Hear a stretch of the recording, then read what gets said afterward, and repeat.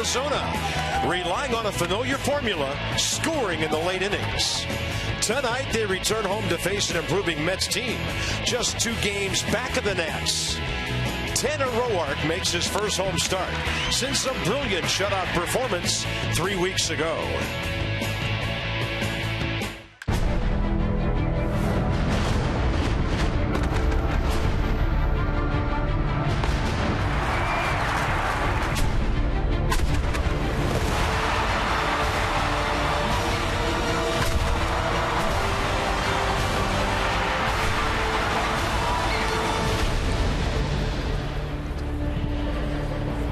We've been looking forward to this home stretch for quite a while.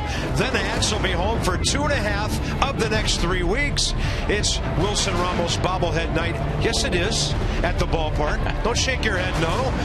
Ramos in the lineup tonight. The Mets are in town, and I'm going to put my earpiece back in here and get ready for a telecast. FP, we're kind of at that 1/4 point of the season, 40 games in the book so far, and, time to evaluate a few things offensively and defensively. Well, when you look at the record, 21-19, it's the exact same record the Nats have had for 40 games last year. The only difference, they were a game behind the Atlanta Braves at this point last year, 8th in the National League in runs scored, 5th in ERA. They've outscored their opponents late. We know about that. They're 6th in offense, and 33 runs scored in May. That's the lowest in baseball. So they're going to try to get healthy and get that offense going. But right now, it seems like they're right at the same place they were. It doesn't seem like they are at the same place they were at this time last year. And, of course, a lot of injuries yet to be taken care of.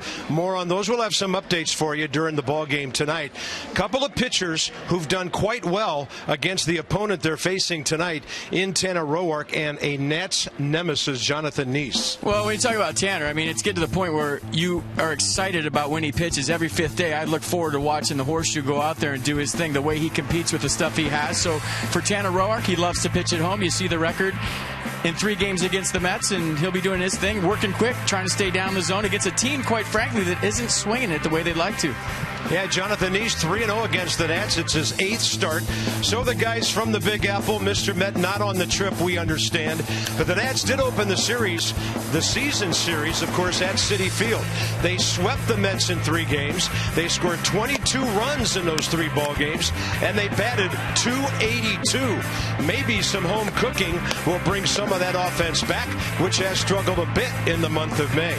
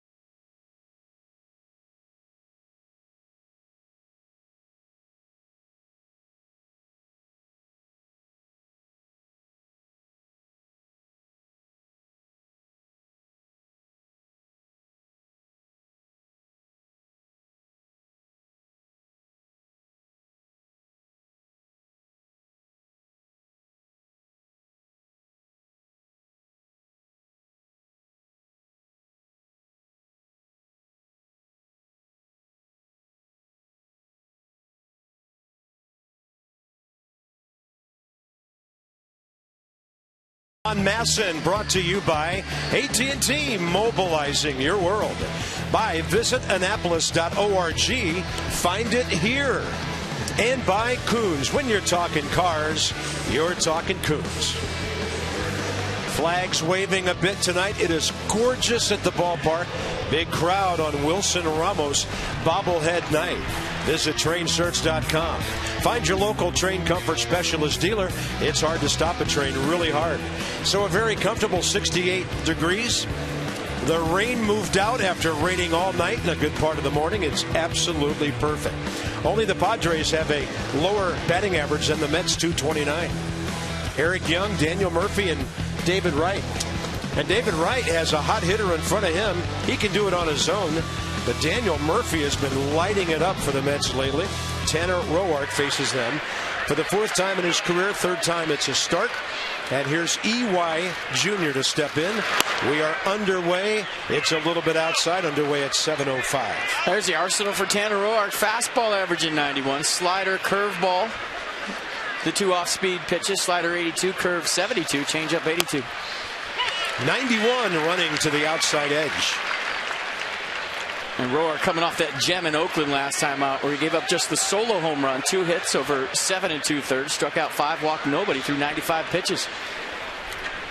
Switch hitter batting left-handed, 200, 236 overall, and right in there from Tanner Roark. First inning, very big for Tanner tonight. The Mets have outscored their opponents by 12 runs in the first inning this season. That's his third largest differential in the majors and the second largest in the National League. So it's an offense that gets off to a good start.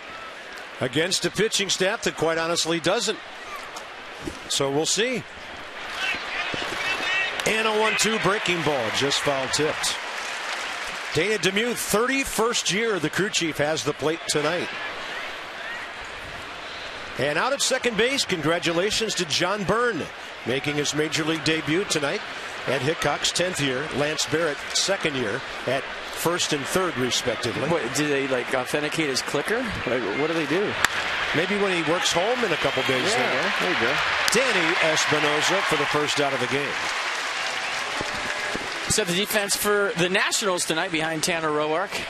Hairston, Span, Worth your outfield. Desmond Rendon left side. Espinosa Moore right side. And the bobblehead behind the plate tonight, Wilson Ramos. Probably fired up that I just called him a bobblehead, but hey, it's his night. Hey, if you're in the lineup, they'll let you call him whatever they want. So Tyler Moore, significant playing time on this homestand with Adam LaRoche out for at least another week and a half. Daniel Murphy hitting .337 on the road. He's in the top 4 in the league in hits, top 6 in doubles, and the top 8 in runs.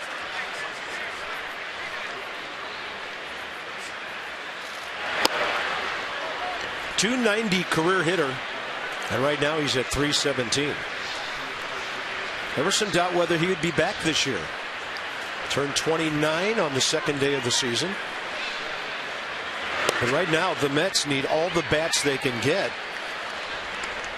And we were told before the game that up and down through the Mets organization, there just aren't that many bats considered prospects. Most of their young talent is on the pitching side. So they've got some veterans sprinkled in with some young guys. And then a guy like Bobby Abreu we'll see later, who's been around for a long, long time. Tanner Roark gets the count back even. Yeah, 2-1 fastball. Look at the pitch track. Everything down. That's where Roark lives and has to live. If he's down there, it's going to be a tough night for the Mets. Pop fly left side. Rendon out. Hairston on his way, and neither able to get there.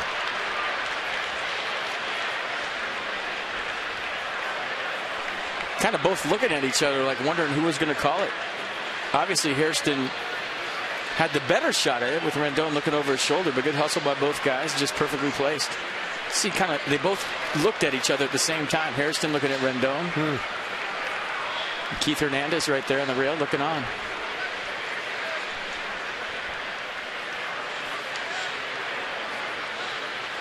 Murphy 3 for 7 career against Tanner Roark, who pulled the string on a breaking ball there. So the Mets are second from the bottom in batting average, but that doesn't really matter when you're in the top 5 in the league in runs.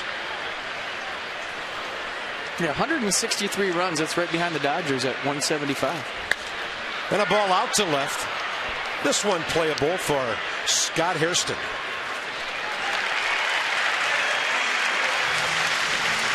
Well, that Pete mentioned the Mets' first inning success this year. That's right in the middle there. The Nats have dominated them 15-7 going back to the start of last year, including 8 in a row. 3 of those in the first week of the season. Tanner Roark, it's been a long time, almost the equivalent. Well, now it is with 2 outs tonight of 3 full ball games since he's given up a run. Third baseman David Wright.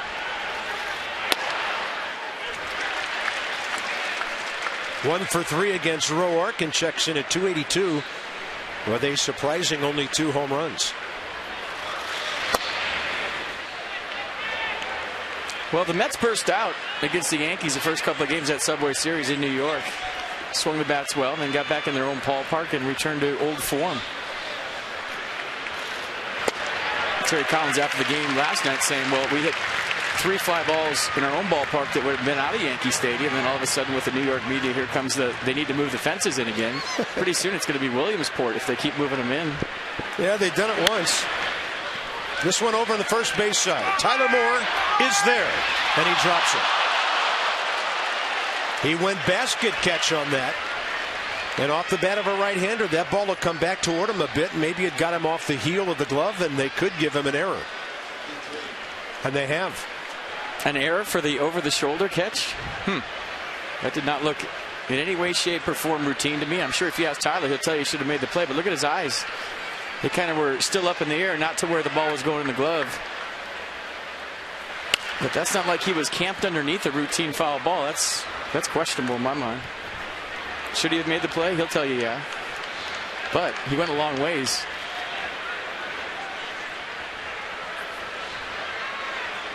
One ball and 2 strikes.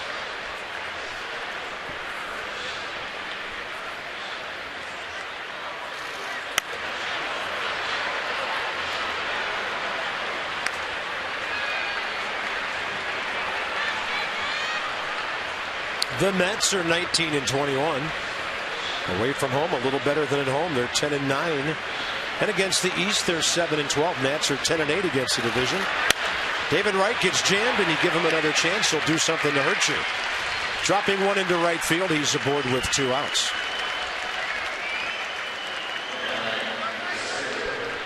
Well, just an inside-out swing. Good 2-strike approach by David Wright, a guy that takes a lot out of his swing when he's behind the count. Hands inside the baseball, and the elevation of the pitch is what allowed David Wright to bloop it into right field. Right off the handle. And that's a thank you very much. Beautiful thing for David Wright, starting this one up 1 for 1. Curtis Granderson. Strike 1. This guy had a tough series to start the season when the Nats were in New York. He's had a tough season. Yeah, he had a couple of doubles the last game, but he went 2 for 13 in that series with 1 RBI and struck out a handful of times. Just hasn't made the transition yet. Batting $194.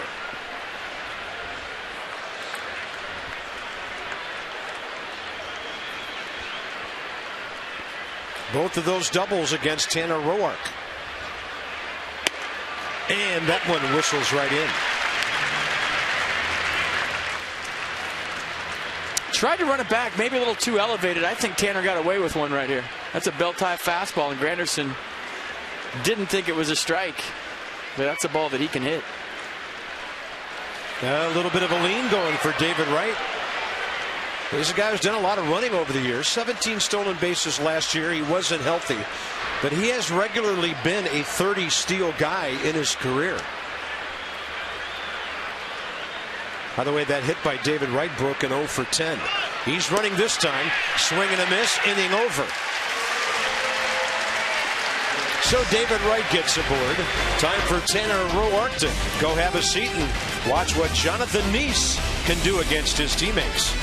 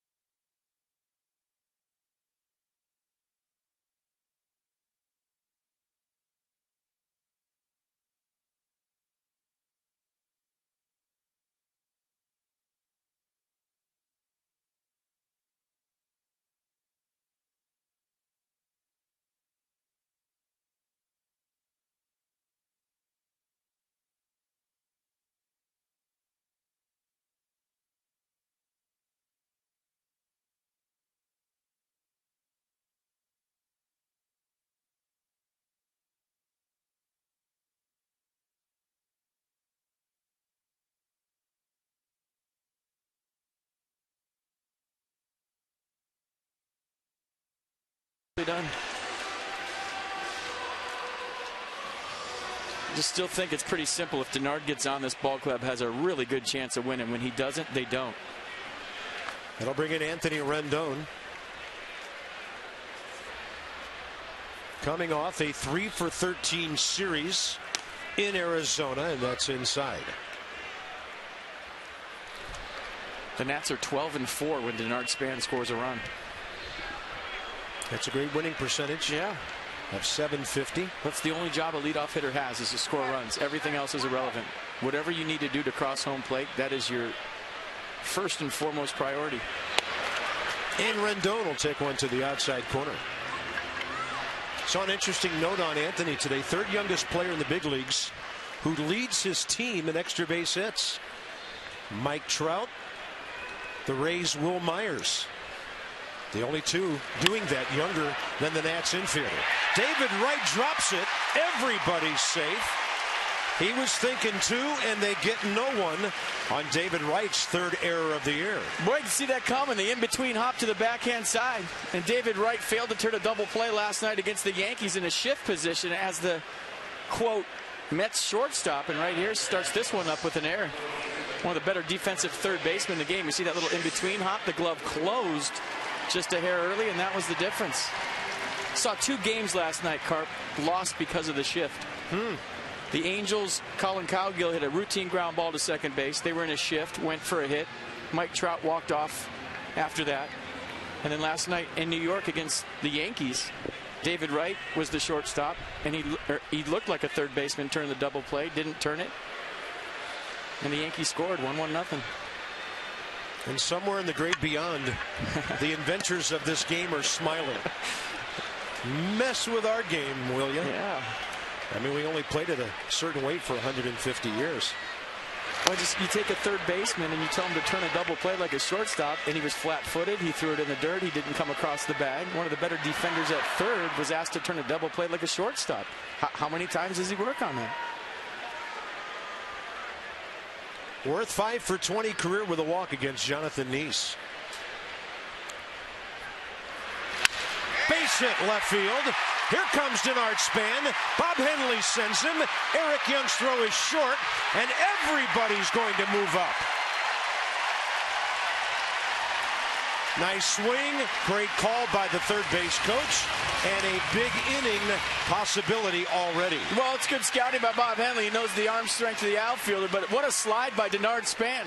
So the Nats 12-4 when Denard scores. He scores here in the first to put him up 1-0. Nice swing by Jason Worth. But we got to look at the slide by Denard. You talk about the new home plate rule. Watch him go inside the lane he's given. And you could make an argument that he actually blocked the plate before he had the ball. It's irrelevant because Denard Span scored. Jason Worth, a little clap for himself at second base, and that's how this one starts. Second and third, nobody out. Jason Worth, 19th RBI of the year, and here comes Wilson Ramos. See, that's an instance where the throw took the catcher, Anthony Recker, into foul territory. He still gave Denard Span a lane. It was just on the other side where you usually see it. Breaking ball stays outside. Ramos 1 RBI. And that was in his first game back on the last homestand, if you call it that. A 3-game series with the Dodgers. So he's 3 for 19. Perfect baseball weather. Time for some hitters to come breaking out. Check out Denard one more time. Slide into home plate. Very rarely you see a guy slide on this side of home, but you see where Recker is. He started to put that leg out to block home before he had the ball. Watch his right leg before he has the baseball, but Span still had the lane. What a slide by Denard Span. Great athletic move by the Nats center fielder. Young, who has 4 outfield assists, made that closer than we thought he could at the start of that play. But he missed the cutoff man, so everybody moved up. 1-1 to Ramos and a step off by Jonathan Neese.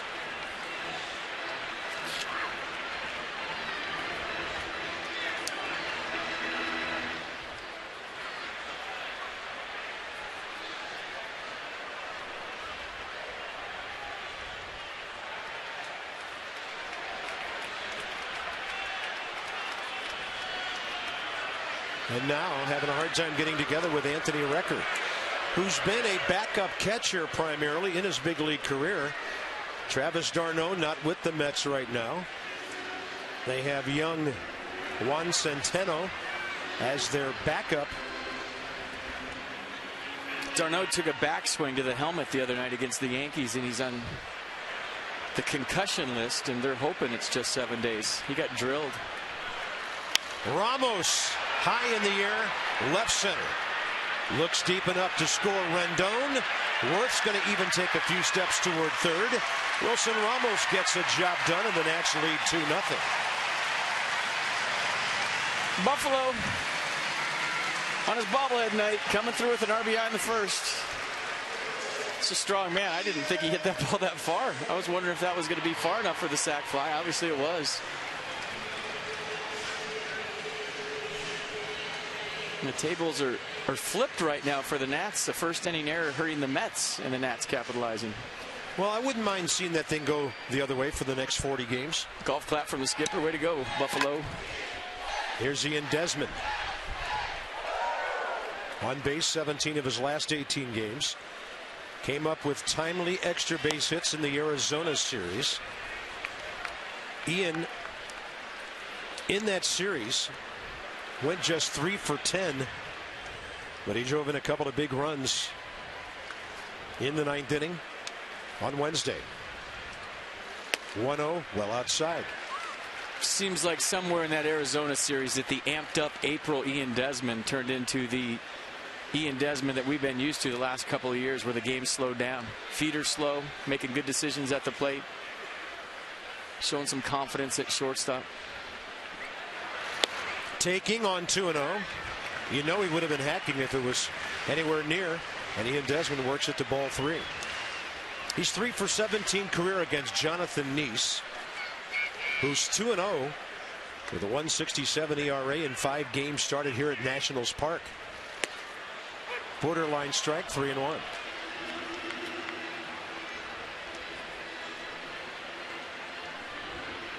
Neese career record 45 and 42. This is 126 career start.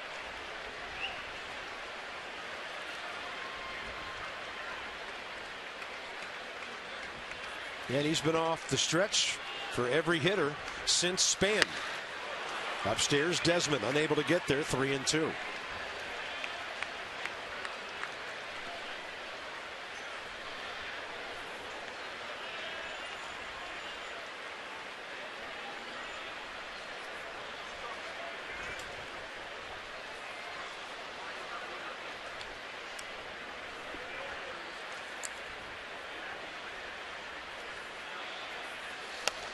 He'll take the walk for the 12th time this year.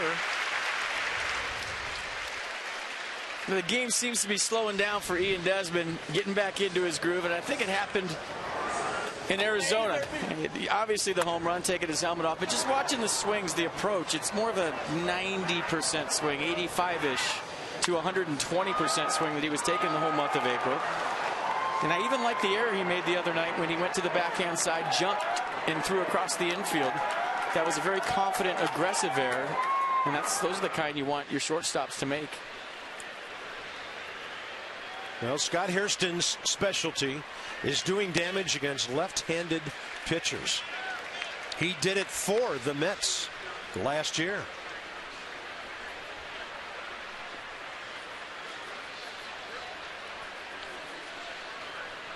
Actually 2 years ago, 11 and 12. 7 homers in 11. Now he's got a base hit for the Nationals here. Worth will be held at third, and the bases are loaded. The line is moving, and there are still only 1 out here in the first inning. Nice swing by Scott Hairston, check it in early. Like I said, the lefty killer coming through. Jason Worth had to hold to make sure the ball was through. Check out the side swing of Scott. Pull those hands in nice, short, compact stroke. To me, one of the toughest right-handers to get in on in the Nationals because his swing is so short. Scott Hairston is now 7 for 16 this year. Here's Tyler Moore. His bat started to come alive in Arizona as well. 3 hits, 3 RBIs in that series. And he's 3 for 9 career with a home run against Jonathan Neese.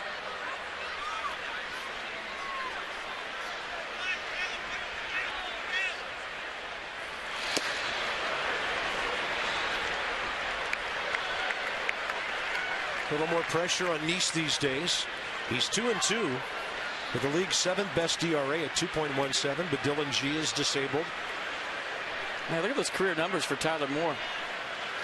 That's just in 366 at-bats, so 17 home runs and just 366 at-bats, 56 RBI. And don't forget, those at-bats are spread out. There isn't a lot of consistency to those numbers, but if they project out to where he's playing every day, you got to feel like he's a 30-100 guy. Ball 3-0.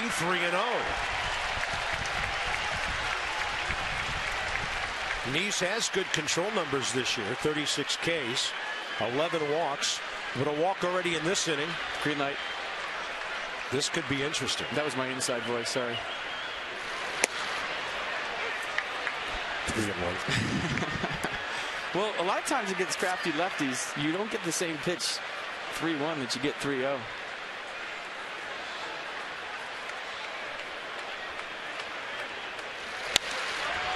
He got 90 and he was pumping on it.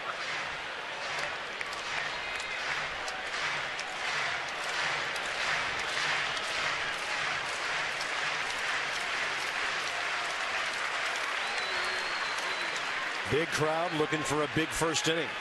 It's already pretty sizable. Could set a good tone for this weekend series.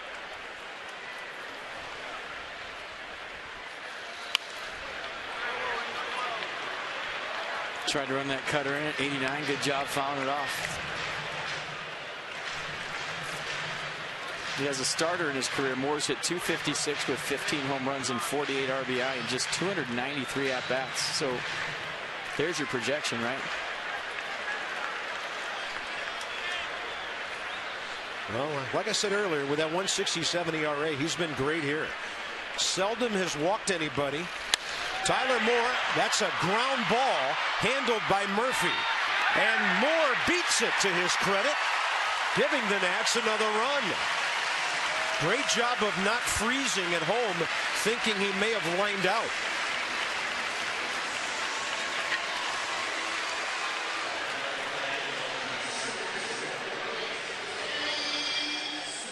Yeah, I wonder if Murphy could have came forward and caught this in the air. Hard to tell from where we're sitting. No, it was a short hop. He had to play it that way, stayed with it. But that's just that little bobble allowed a hustling Tyler Moore to get to first. Jason Moore scores.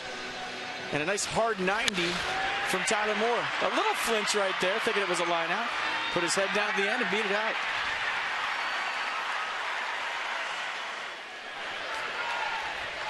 Three-run first. And the 8th man to bat is Danny Espinosa.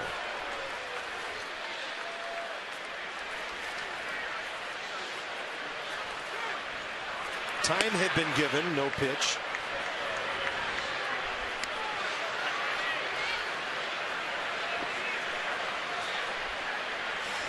Espinosa, interesting numbers against Jonathan Neese.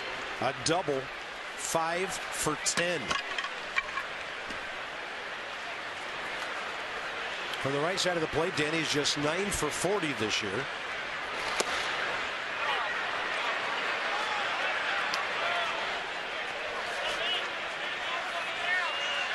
Espinosa didn't like the call, shaking his head, going to take a walk.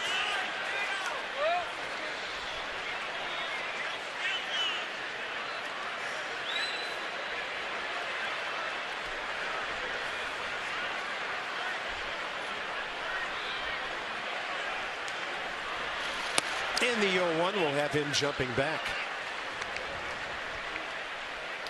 Well, you've seen most of the defense so far. Ball's been flying all over the campsite here in the first inning. Anthony Recker getting the nod behind home plate. Travis d'Arnaud out with a concussion. Mets have only made 21 errors this year, second in the league to Cincinnati.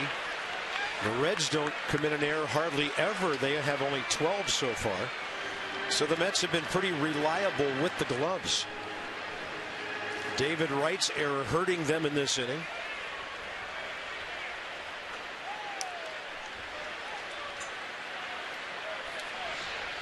And Espinosa looking for 1-2 contact. They'll get that ball back to the screen. And this will be at least a 30-pitch inning for Jonathan Neese. And against left-handers, the Nats, well, everybody's second to the Rockies and everything. Every offensive category you can think of. So that's STG taking us for the first time tonight inside the numbers. I just throw the Rockies out in every offensive category, and whoever's second is really first. Good luck, Padres. Oh, now off of first base is Tyler Moore.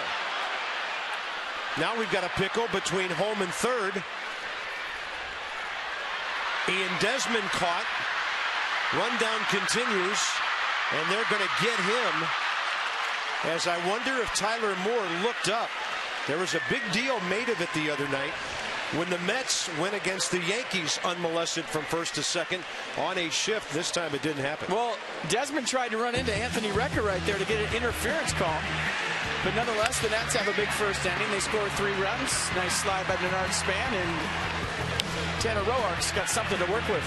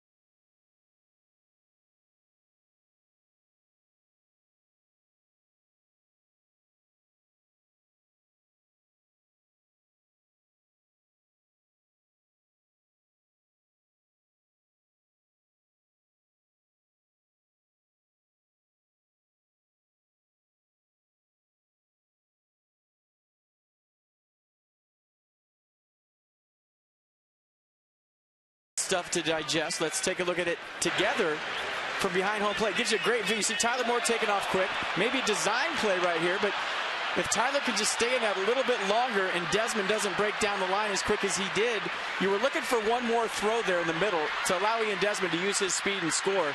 Now watch Desmond at the end try to get into Anthony Recker and draw an interference call. So for you young players at home, if you're ever in a rundown and you see a defender close, you turn and run into them. You're awarded the next base, and it's interference. Watch Desmond right there try to get a piece of record. Misses. And so score that 1-4-5-2-6, or call that number for a flex plan. You get to sit between third and home. Top of the second. Bobby Abreu. Signed as a free agent.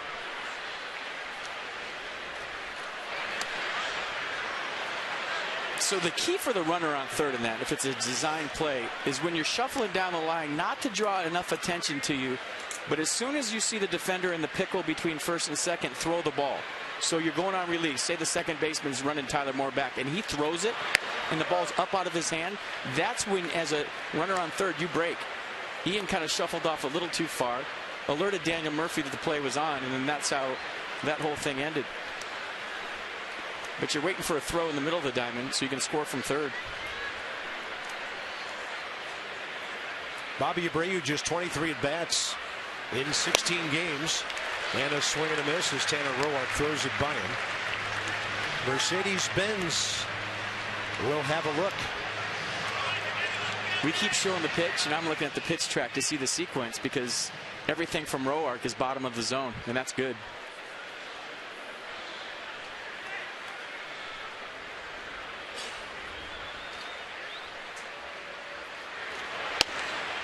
And a fastball up and in. By the way, in those flurries of offense in the first inning, the Nats got 1 earned run, the other 2 unearned. Top of the zone didn't hit the call, and shocking breaking news: Bobby Abreu's in a 3-2 count. He's made a living doing that. Yes.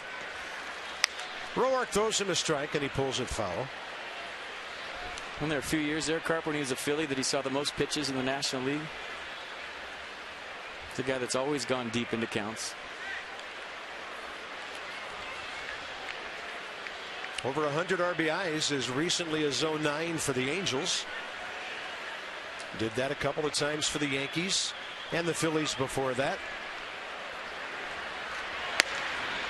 And Roark missing upstairs. That's the first walk issued by a Nationals pitcher in the last 28 innings. Patriotic Series presented by SAIC begins tomorrow.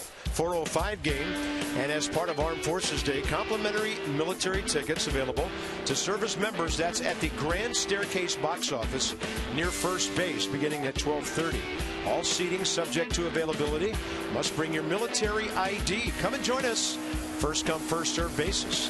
Check it out, nationals.com/patriotic. Lucas Duda next for the Mets. Odd pitch selection by Roark and Ramos there in a 3-2 count to Abreu, up by 3 runs. They went with a 3-2 changeup. It looked pretty good. Didn't get the call.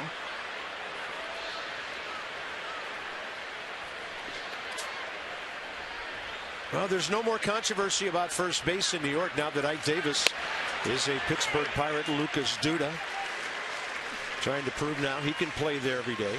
246 career hitter in parts of 4 years with the Mets. He's at 250 right now, but on the road he's hitting .333. Roark has him 0-2. Nats infield looking for a ball down.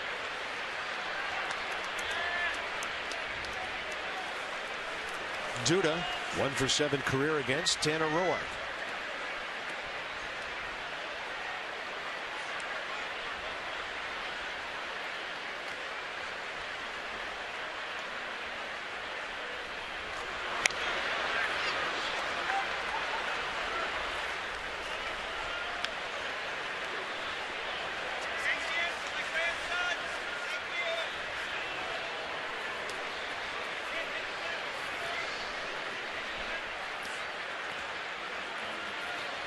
Duda, most of the time a fly ball hitter, has not hit into a double play yet. Target in the air, left center. Scott Hairston.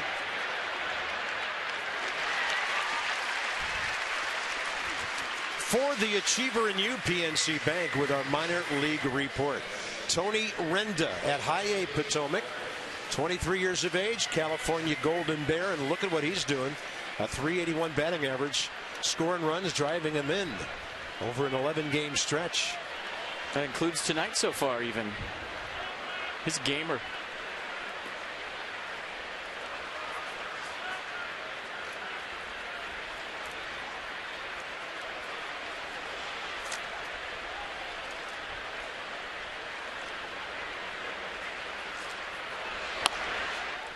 Right on the inside edge to the catcher, Anthony Recker. Recker thought it was down. Roark loved it, and this is where Tanner has to live tonight and always as a pitcher. Look at the late movement. Good frame by Ramos, holding that ball up for a strike. It's a ground ball pitch. That's exactly what he's looking for.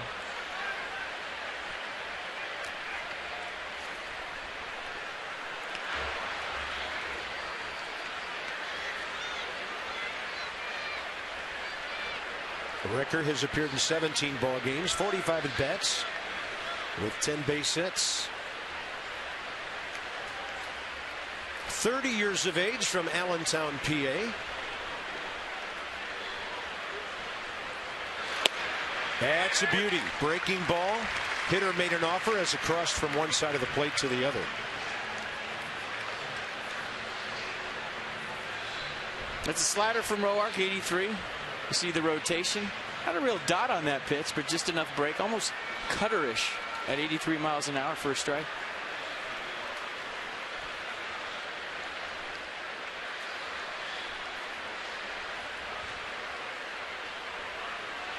Target in. And the paint job just missing. Boy, moving the ball around nice. Fastball in, slider away, fastball in, hitting his spots. Didn't get the call right there.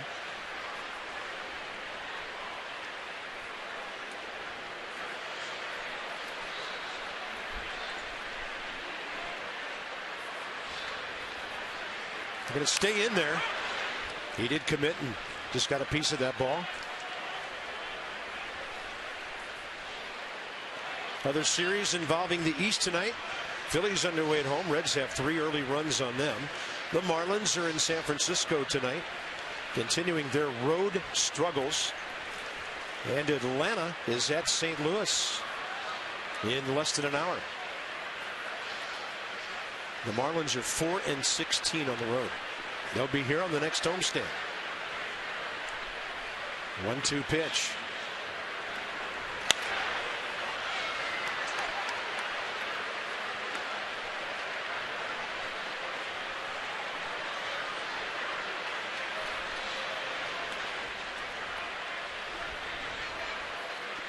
We see the sequence. A couple of fastballs in.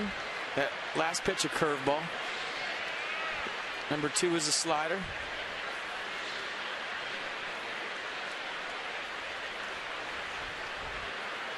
And he paints the outside corner. Wrecker slow to walk away. 2 outs. Tanner Roark, second K. It's just a masterful sequence right there between Wilson Ramos and Tanner Roark. In, out, in, out. And as a hitter, when you're facing a guy like Roark, you have to pick one side of the plate. You can't cover both. So if he shows you the fastball in, you got to tell yourself, okay, I'm going to get him out of there. I'm going to look in tonight. But if he's away, you can say, well, I'm going to take him the other way. But if you try to cover both, the inner half and the outer half, you get caught in between. And that's exactly what just happened to Anthony Recker. Great pitch. 8th man is shortstop Ruben Tejada. It's not even picking a pitch. It's picking the side of the plate and being committed to it, at least for that at-bat.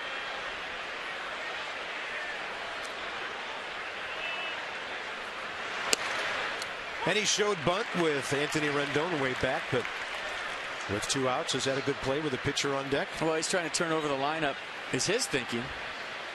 If I was Terry Collins, I would want to be thinking hit one in the gap to score the guy from first. Yeah, they are down by 3.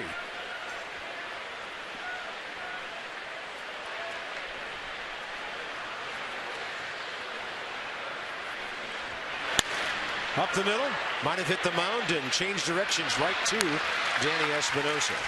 So the Mets have had runners in each of the first 2 innings. An error, a base hit, and a walk, and it's all Nats early.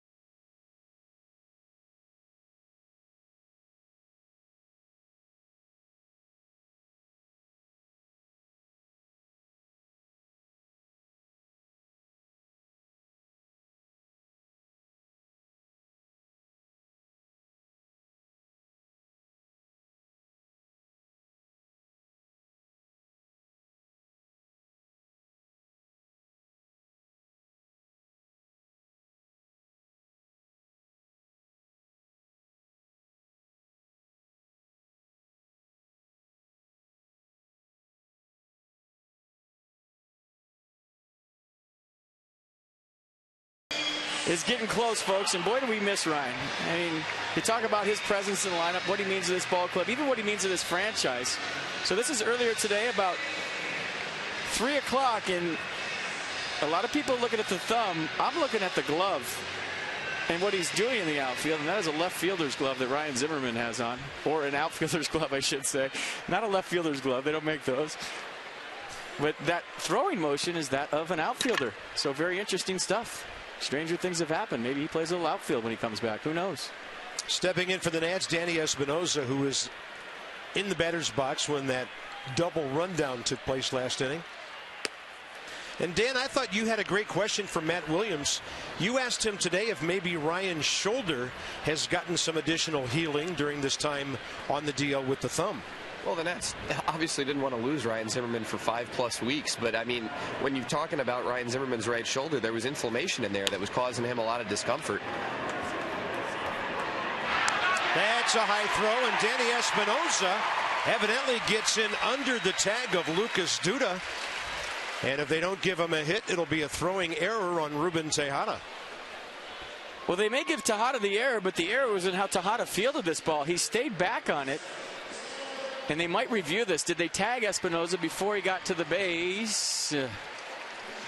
It's interesting, FP. The entire Mets infield is looking into the dugout, and now Terry Collins finally comes out. Did he tag him? Hard to tell. But it should have been that close. Ruben Tejada played that play into that. He sat on the baseball and then threw it across on his heels and gave Espinosa a chance to make it that close.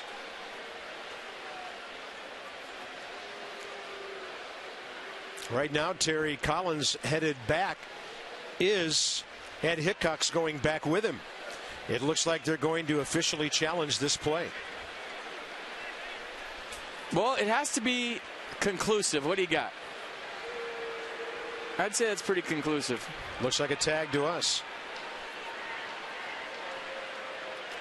Espinosa tried to duck it, and if you slide at that point, it's far too late. Hey, Dan, go ahead and continue your thoughts on Zimmerman. Well, the Nats aren't entirely sure, first of all, how Zimmerman's thumb is going to come along. They're going to give him another x-ray on Monday. The last time that they checked a handful of days ago, the fracture in that thumb hadn't completely healed yet. So they're going to check again on Monday, and once it shows that the fracture is pretty much gone, the bone is healed. He's out, by the way. Then the Nats will progress from there, and Zimmerman will start doing some throwing exercises, some able to grip a ball, a bat, things of that nature, and then he can start working back. So they've got kind of a couple things to monitor here. Zimmerman's going to need to build up strength in that shoulder again because it's his right thumb that was fractured. He won't just be able to come back and start whipping throws across the infield again. They're going to have to build up strength in not only the thumb but the shoulder as well. Well, he can always hit a cutoff, man. You're getting at something here. No, I mean, he was taking outfield, he was shagging and left today. He was throwing like an outfielder right there. And he got an outfield glove on. And it wasn't a left fielder's glove, which is way different than a right fielder's glove or a center fielder's glove.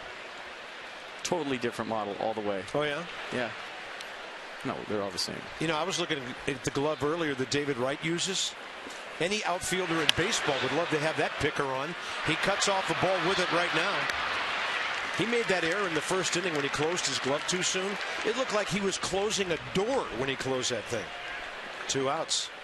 That's third baseman's glove. Up to the top of the order, Denard Span. Well, for people that don't know, the third baseman's glove, probably the biggest glove on the infield besides the first baseman's. Shortstop glove usually medium. Second baseman's glove usually the smallest because they have to turn the pivot, the double play. You got a little more time at third, so you want a bigger glove. Plus the ball's coming a little harder.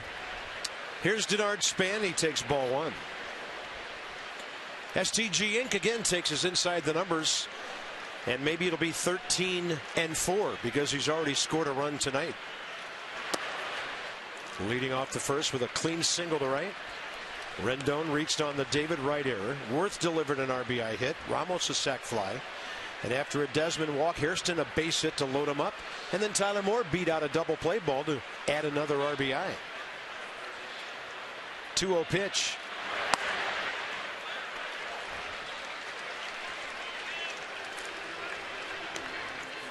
And you wouldn't mind seeing him get aboard with 2 outs and maybe get the running game going. The Nats have only attempted 19 steals this year. In contrast, the Mets 44. And Span will go down to first on 4 pitches. second walk issued by Jonathan Neese, who in the equivalent of about 4 or 5 games recently against the Nats had only walked a couple of guys. Just a reminder, as you enjoy a cold one on a Friday night, I look forward to Miller later in the game, brought to you by Miller Lite. Favorite part of the game, Miller time. You love it. See if Denard Span did some homework his first time up and figured Jonathan Neese out. Good time to steal. And a curveball drops in.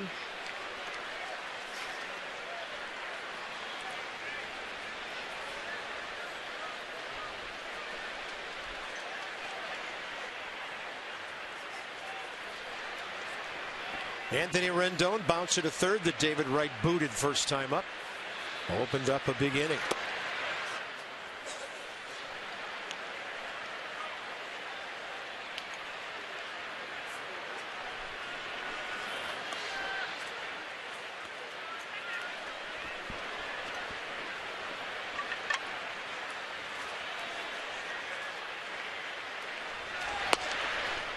Off speed 84, and it just faded and faded away.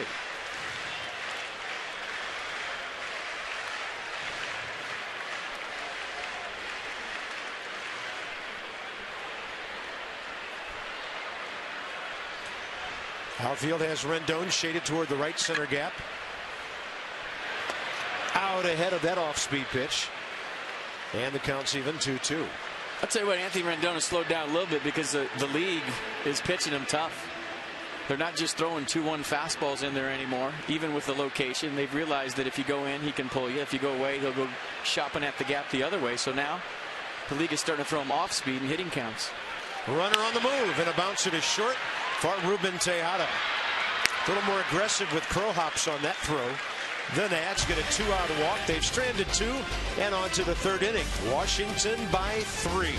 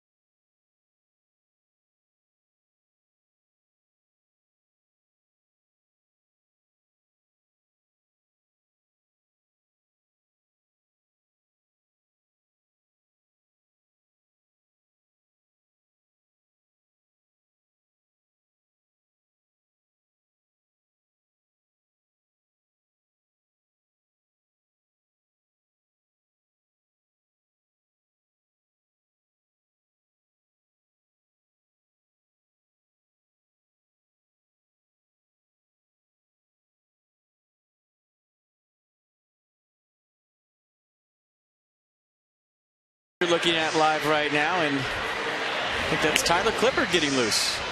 Wilson Ramos, the catcher. I thought that was Matty Lecrow, looking good. Very nice. Let's see one more. Oh, good pitch. Hey, there's a big group here tonight. Bring your group gathering to Nats Park this season.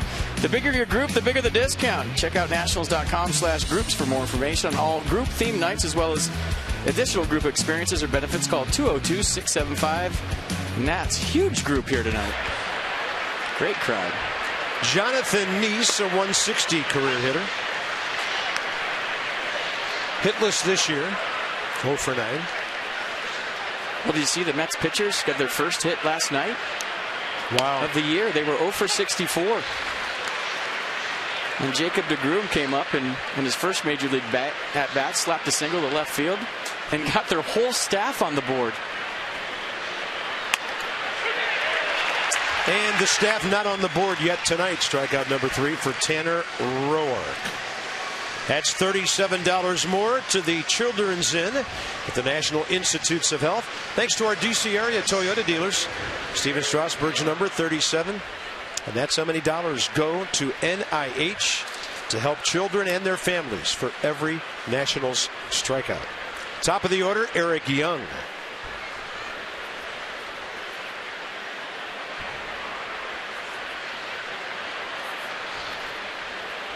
Bounced out to Espinosa, first time up. First time through the order. The Mets go 1 for 7 with a walk. Actually 1 for 8 with a walk against Tanner Roark.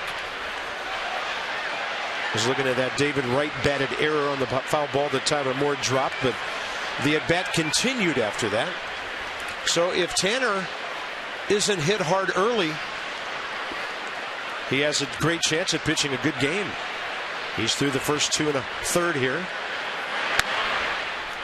1 ball, 1 strike.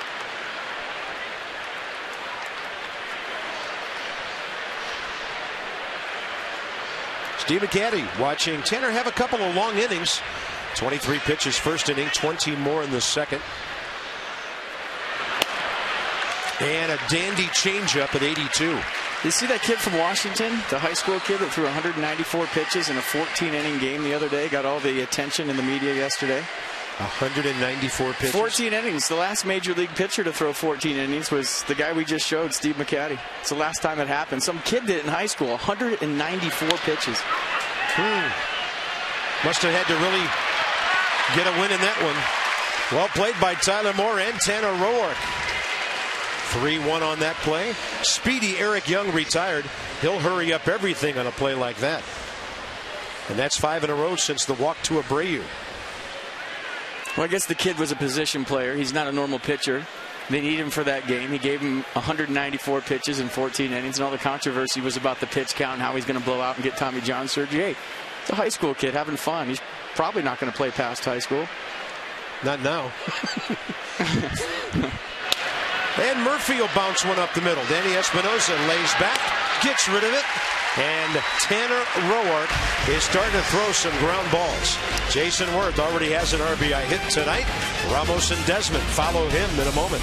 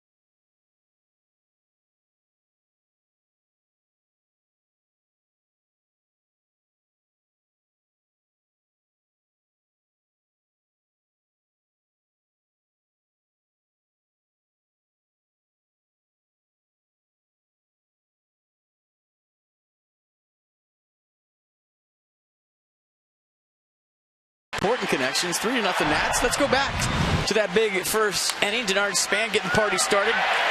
There goes a no-hitter. Early style, then Anthony Rendon, chopper to the third. David Wright got caught in between. Short hop, popped out. Jason Worth made him pay.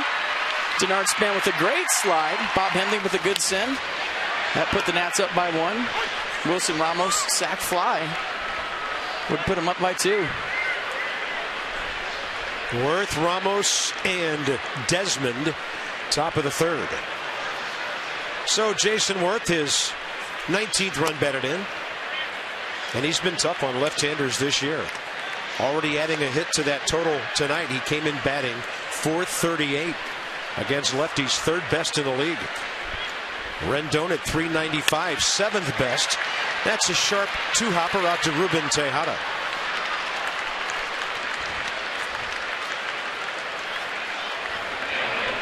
Last 4 outs, actually last 5 outs, not counting the rundown on the ground for Jonathan Neeson. That's a good sign for him.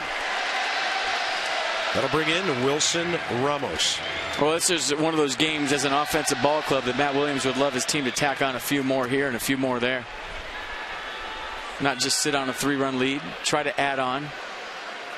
And nothing demoralizes a squad more than when you score early and then tack on a few more add-ons. She loves Wilson. Who doesn't? Easy guy to like. Yeah, easy guy to root for, easy guy to like. If you're around him every day, he's always in a great mood, even when he's on the DL. Up the middle, by the mound, and into center field. Daniel Murphy unable to get his glove down to the turf. And Ramos' perfect night continues. It's a bobble knock. He'll take it. I guess the definition of a C9 single, watch this one. It's got eyes, ground ball with eyes, right under the glove of Daniel Murphy. And that's one if you dive for, you can get up and throw out Ramos because he doesn't run that great. Fourth Washington hit.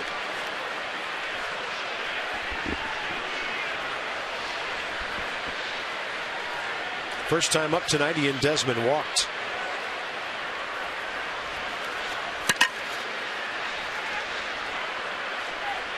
Eventually caught in that rundown, and this ball popped up to the right side. Lucas Duda. Ball coming back on him, and he reached up to make that one-handed grab, 2 outs.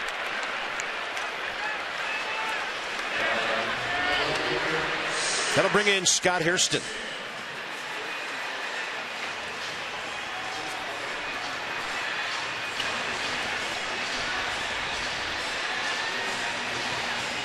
And this guy just wears out lefties when he's going well.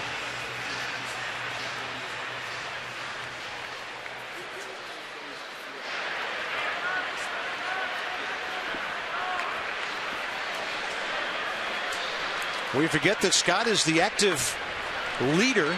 He's not in that role tonight because he's starting, but as a pinch hitter, the active leader with 12 home runs. Jason Giambi has 11. And the newest Nat over in the dugout, Greg Dobbs, has 10. He's also the active leader in Hairston's playing in the major leagues because he's the only one left. There's been a lot of them, right? Yes, there have. Brothers, dad. Grandfather Sam was a Negro League star with Cincinnati and Indianapolis. Dad Jerry, 14 years with the White Sox and the Pirates. And older brother Jerry now doing some pre and post game TV work for the Dodgers. Yeah, Jerry was in Arizona, saw him. They had all the kids in the dugout before the game, and I just looked at all the boys and I said, well, do you guys realize you're all going to be big leaguers? It's a fait accompli. Yeah. That ball scorched to the gap in left center. Ramos watching it. It hits the wall, goes straight down, and that's going to get Wilson Ramos home with a 2-out RBI. The Nats 4-0. Scott Hairston doing it to his old ball club. Second hit of the night. First time up base hit. This time a 2-out double into the gap. And that's what you're supposed to do with 2 outs. I wanted it elevated. Did you see the target by Recker? He was standing up. Neese left it bell tie, and Hairston knew what to do with it. And then we had a stampede right here. This is a full-on stampede. The Buffalo are loose. Look out. Hide the kids. He's about to score. Most relieved guy in the ballpark when Tyler Moore raised his hand and said, don't slide. Well, come on in. He wasn't stopping for anybody. Bob Henley wanted to stop him at third. He couldn't have. So here's Tyler Moore, and he takes a breaking ball in there. And the Nats already have 4 runs on 5 hits.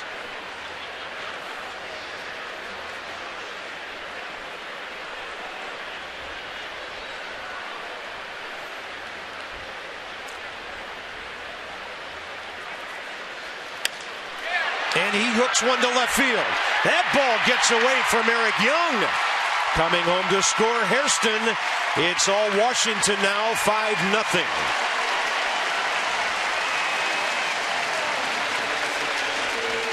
And that's Tyler Moore with 2 RBIs tonight. Another clutch 2-out knock by the Nats. This time Tyler Moore checking in, just digging out of the low pitch. And I think you described that perfectly, Carp. Look at it hook. There was no way that Eric Young Jr. could get to it. Hooks down in the corner. Another 2-out knock, another 2-out RBI for the Nats. And in 3 innings, the Nats have come within 1 runner of batting around twice. As a first baseman, Tyler Moore is 35 for 100 coming into tonight. Danny Espinosa sensing something to do damage with. Out ahead for strike 1. So make that 36 for 102 as a starting first baseman. And look at the record. Yeah, they've reached that magical 4-run level, 17-1.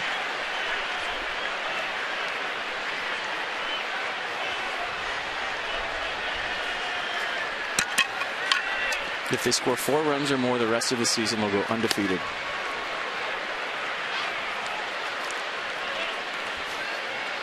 That'll be really something to go into the playoffs with a record of 143-19. Yeah, it's be a pretty. I think they'd get home field advantage for that. Yeah, pretty good season. Matt Williams would still have 19 sleepless nights.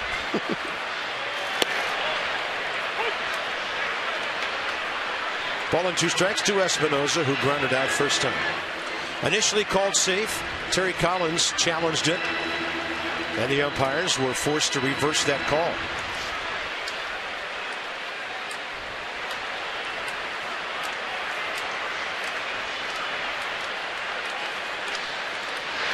Off speed, Espinosa able to get a piece of it.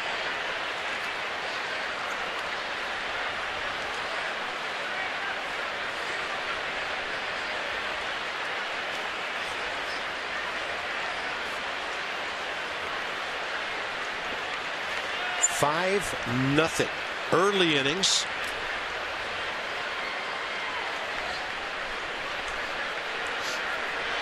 Big crowd, perfect night at the yard.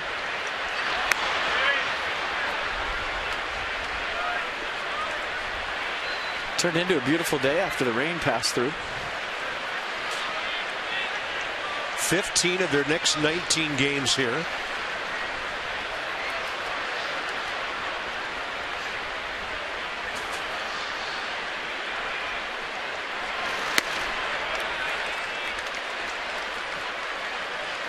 When he's not sharp tonight, he's leaving things up. It's that curveball right there. Head's kind of drifting to the plate. Really doesn't have his release point. Getting around the off speed. He's got more confidence in his curveball this year than in years past, but right now he's finding himself in a fight. And games pitched by Dylan G and Jonathan Neese this year, the Mets are 8-7. The rest of the starters, they're 11-14. I don't know how many times he's thrown to Anthony Recker this year, but to me it looks like the first. They have not been in sync all night. Dylan G, by the way, has that same injury that Doug Fister had, the strained right lat. Espinosa reaching, and he bounces back to the pitcher. Another nice inning for the Nats. 3 hits turned into 2 runs, and 2-out RBIs by Hairston and Moore.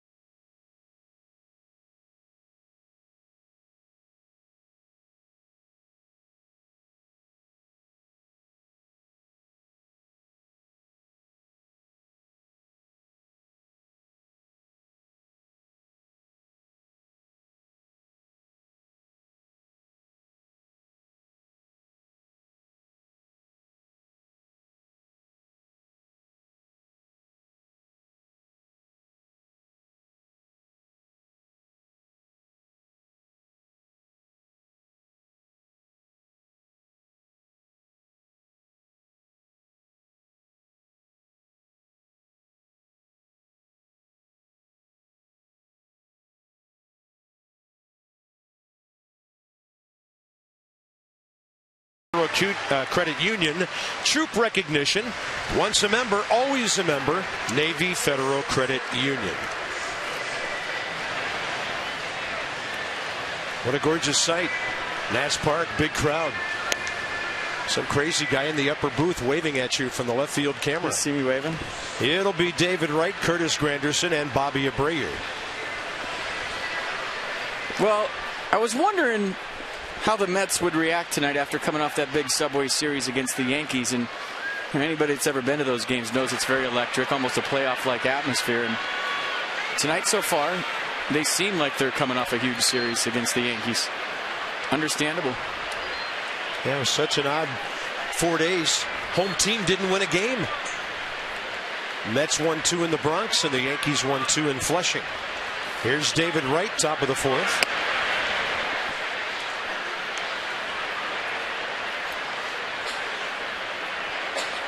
And he has the Mets' only hit. So David Wright is on his way, unless Tanner Roark shuts him down, to his 59th career multi-hit game against the Nats. That's a busted bat. Danny Espinosa has it, 1 out.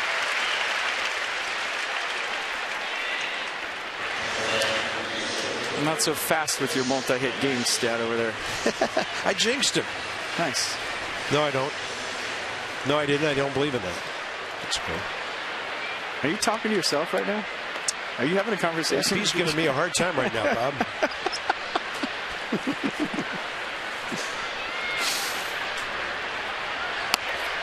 First pitch changeup, a beauty to Curtis Granderson.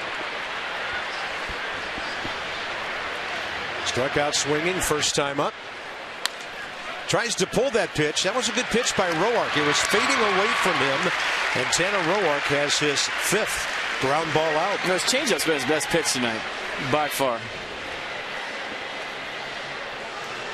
This one is for you, Bob. Enjoy $1 hot dogs presented by Hatfield at Nats Park on Monday, May 19th against the Reds, 7:05 start. $1 hot dogs will be available for purchase at all Nats dog stands in additional select locations until the start of the 6th inning, because you don't want to eat too many dogs. You have to drive home, right? So for game tickets, call 202-675-NATS or go to nationals.com/specials. $1 hot dogs presented to you by Bob Carpenter. I'm not sure where I ever heard this, but that really fires me up. That fires you up. You love hot dogs. You grew up in a ballpark. Why wouldn't you? Yeah.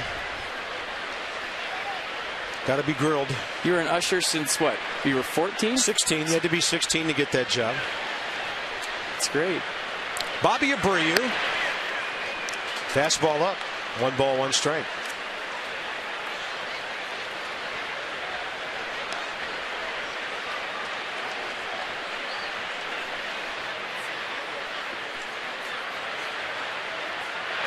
And a big curveball comes dropping down and in. Pretty good pitch right there by Roark. Watch Nissan track this. Watch the spin on this curveball. Top of the zone, bottom of the zone. I do believe it's a few minutes after 6. You could turn to the umpire on that one and say that was high and low. Was that ever a strike? Yeah, for about 6 inches. Then a changeup. Well, that piece showed you the arsenal back in the 1st inning, and the Mets are seeing all of it right now. 9 in a row for Tanner Roark, and 10 of the last 11 operating beautifully with a big lead in his own ballpark.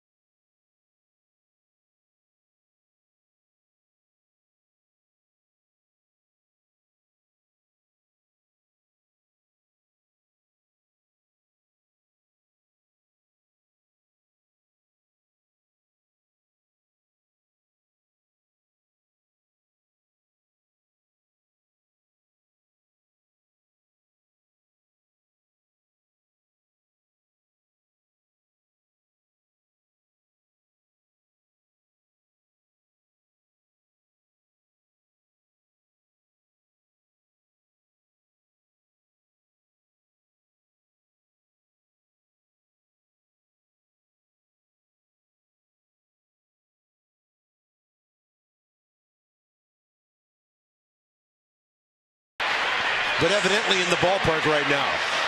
What's Teddy featuring? Teddy with Godzilla.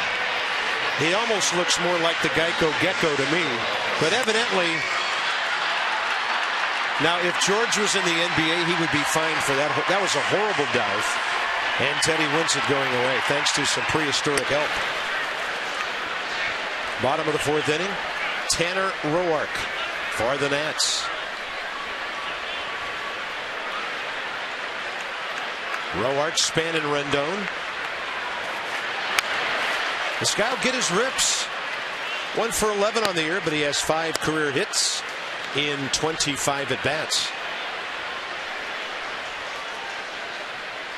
Just a good athlete. Does everything well. Fields his position well. Swings the bat well.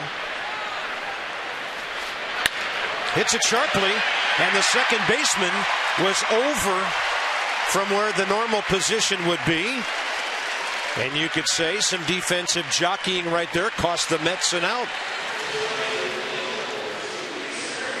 Well, you usually shade a pitcher toward the first base side if you're a second baseman, banking on they're going to be late. They don't play every day, so Tanner Roark just hits it well. Daniel Murphy, good effort. I think if he'd have done that on Wilson Ramos's ball, he would have had him.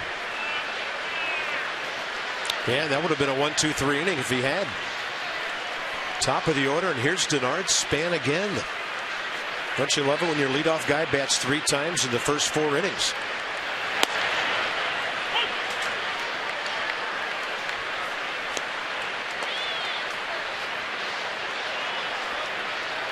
Third time through the lineup, and it's the 4th inning.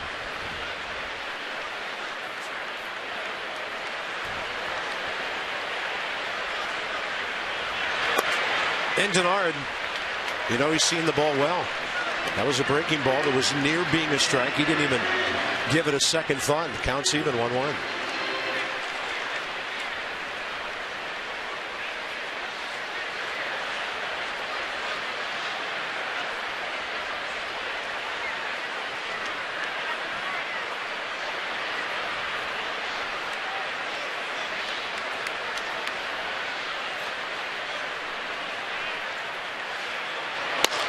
That's a good fastball by Jonathan Neese.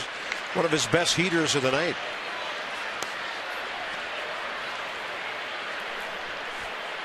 "61 pitches in the first 3 innings.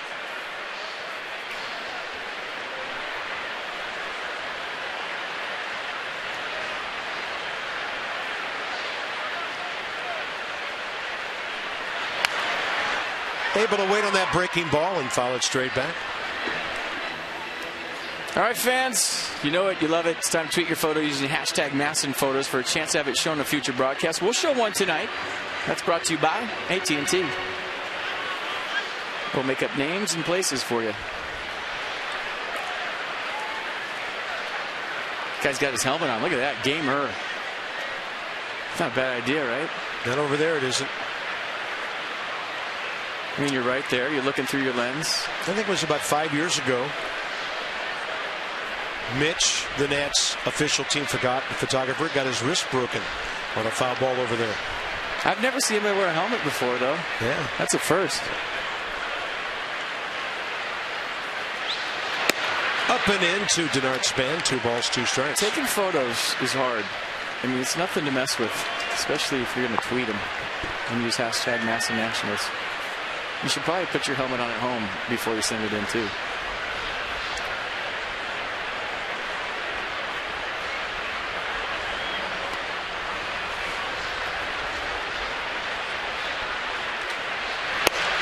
And Span still seeing the ball very well. Counts full, 3-2.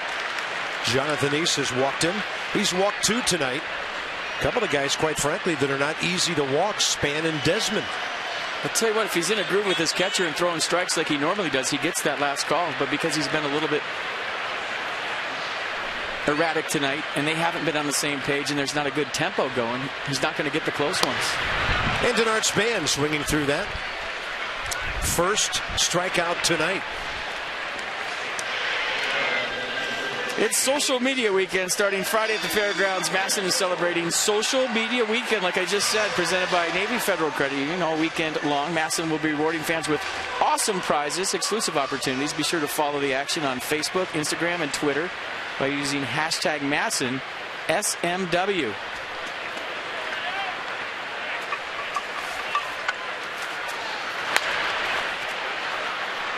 Rendon up-ripping. Social media weekend.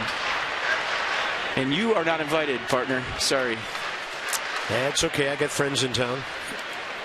You're not invited to anything that has to do with social media because you won't get on it. That's low and inside. 1 ball, 1 strike. It's NSMW, not social media weekend for you.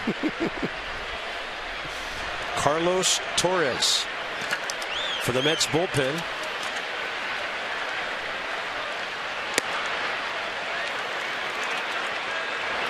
I guess you saw the quote from Kyle Farnsworth the other day after the Mets dropped him. Said, I hope I can sign with a team that faces these guys. He wants to be in the division, and he wants to show the Mets they made a mistake. And you got to love a guy with that attitude. 2-1. Rendon rips it out to left center. It's falling, and it's run down by Curtis Granderson. Got it off the end of the bat, hung up for a while. 2 outs. That'll bring in Jason Worth. I mean, it's refreshing, right? Instead of the standard, oh, thanks for the opportunity. I really had a great time here. And he went Ricky Vaughn.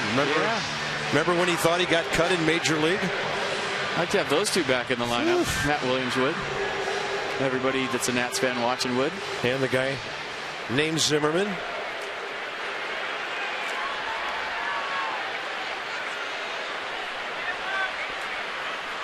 I think they said today Bryce had his stitches out. He's got the brace on.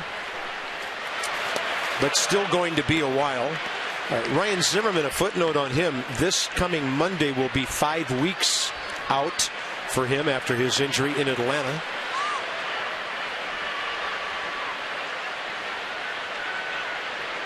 Miss all those guys. Well, the ball club got a lift last week with Ramos back on Wednesday, Fister back on Friday. Doug was fantastic in Arizona. A run on 5 hits, 7 innings on Wednesday. And you know Bryce is going nuts too. I mean, that guy was born to be a baseball player. You take the game away and he's just got to be going nuts. Look at Worth on 0-2. He goes defensive hack, reaches out. Roark really rounds the bag at second. He goes back with 2 down. And Jason Worth is 2 for 3. Well, there's certain disadvantages to being tall as a hitter. You know, your swing's a lot longer. A lot of different parts can go wrong. But there's also some advantages, and that's right here. Extendo swing by Jason Worth, just getting the end of the bat on the ball and a perfectly placed knock, and a beautiful thing for the Nats right fielder. 2-out knock, and he will take it.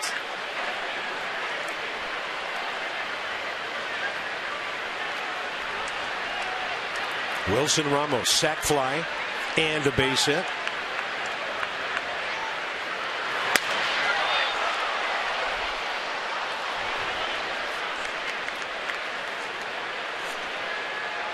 So he got his batting average up to 200, 4 for 20 with that single up the middle last time up. There they are. Buffalo Libre. He is into it. I love it. Where's he at? I'm going to go high five that guy.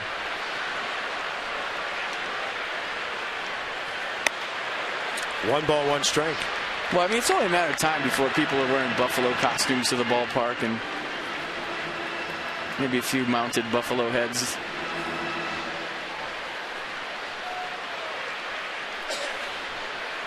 Friday night's the night. That's when all the fun fans come out to the yard, and it always has an electric atmosphere. Love it. My favorite night of the week at home, always.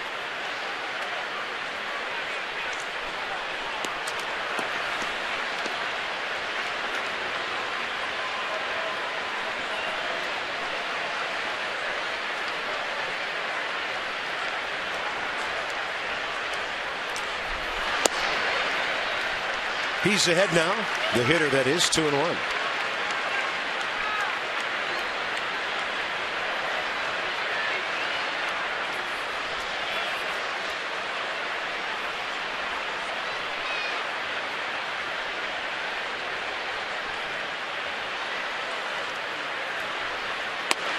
He'll jump back from that one. Ball 3. Seen it big.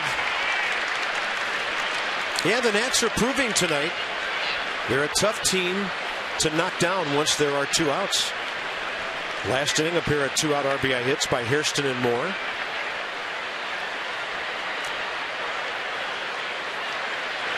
Ramos thought it was reachable. He's a little late for it. And with the count going full, Roark and Worth will be on the move.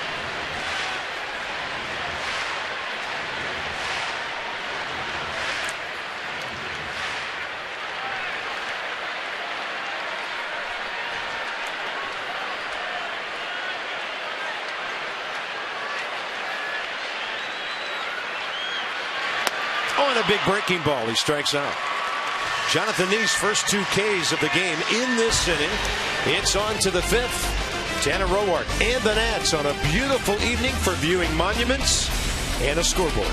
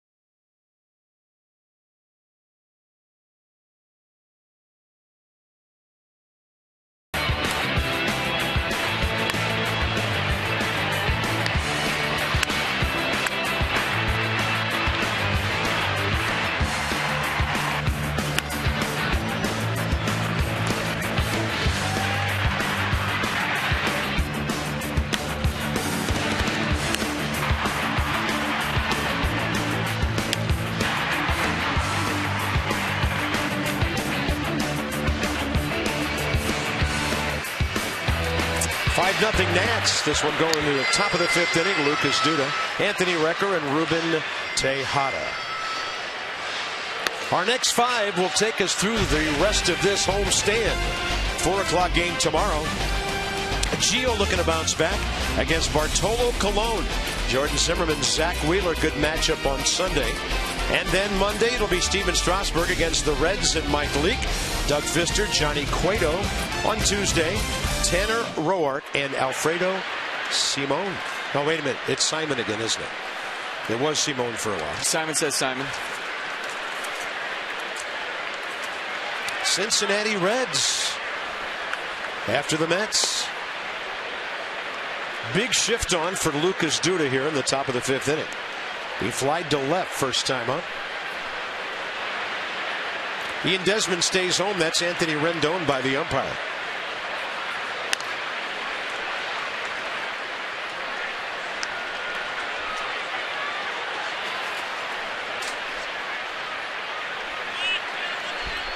.60 pitches, 46 strikes, a great first 4 innings for Tanner Roark. That's on the inside edge, perfect. Well, the Mets, they did a lot of hitting at Yankee Stadium, came home. Yankees shut down their offense. And now 4 more innings added on to that tonight. And a ball drilled right up the middle.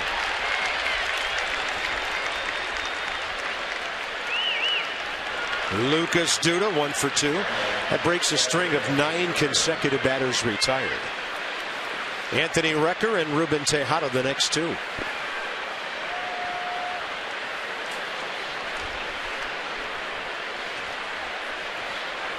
I mean, the reason you look forward to watching Tanner Roark throw, other than the obvious, is just it's the art of pitching on display every time he's out there. It's throwing strikes when he wants to, throwing balls when he wants to, just using both sides of the plate, east and west, north and south even at times. Record jacks one to left. Hoping it'll stay in the yard is Hairston. It does. Plays the carom perfectly. And Anthony Recker has a double to send Lucas Duda to third. Yeah, last couple of pitches elevated, though. And you're thinking the base hit to Duda, okay, well, nobody's perfect, but this one to Anthony Recker, same way. Look at the location, kind of belt-tie fastball, a lot of plate, Recker all over it. You remember the sequence to Recker last time? It was fastballs in, sliders away, and they eventually got him with a fastball away. Wasn't waiting around for anything right there. Second and third, nobody out. Ruben Tejada, the shortstop.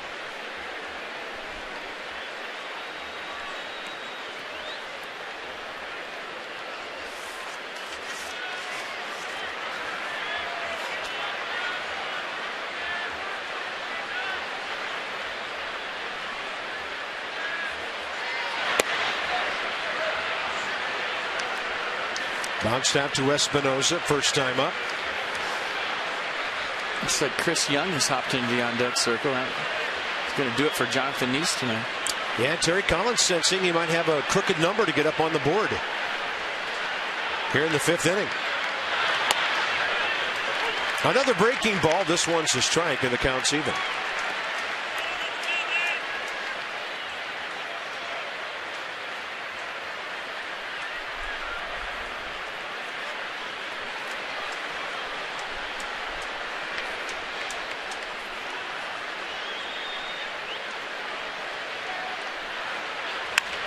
To third.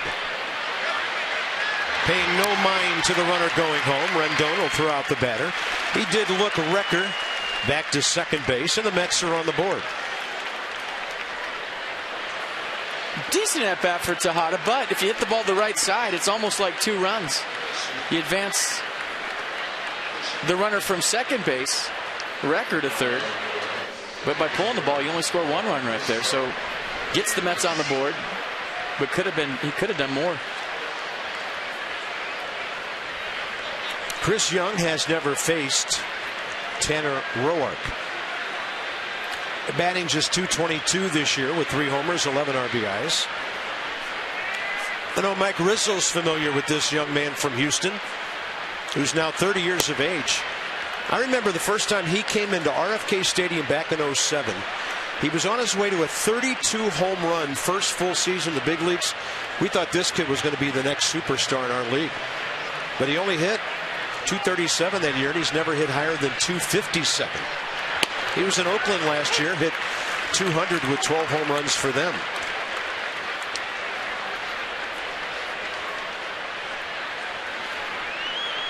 Tanner Roark trying to keep this a 5-1 game.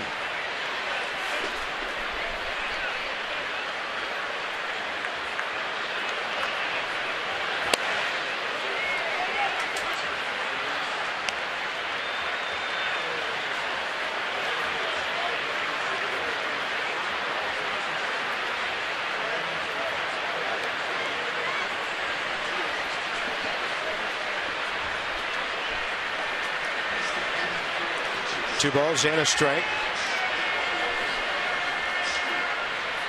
And up and in. There's a hole in his swing up there. Good fastball running up and in, 2-2. They're just changing the eye line a little bit. That's what I'm talking about, north and south. If you're going to go up, make it be above the belt. Good spot.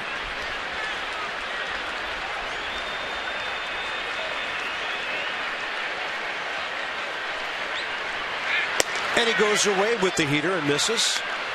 Full count. Eric Young on deck, top of the order, around the corner for the Mets here. Young is 0 for 2 on a pair of ground balls.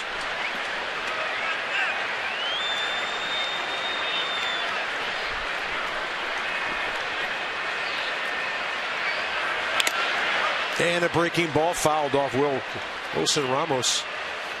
I think I kind of got him near his right arm on its way back. Yeah, I think Roark went with a 3-2 curveball right there because I don't think he has confidence in throwing his fastball for a strike at this point. See the ricochet to Wilson Ramos? Yeah.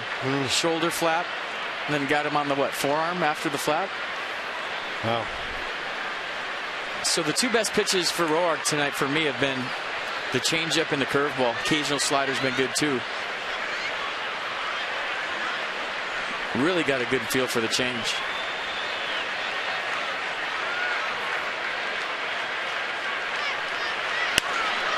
And a ball popped up left side. Anthony Rendon has room, and that's a very important second out here.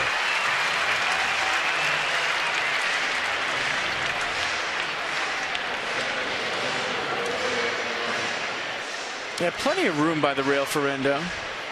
Good pitch by Roark, and like you said, big out.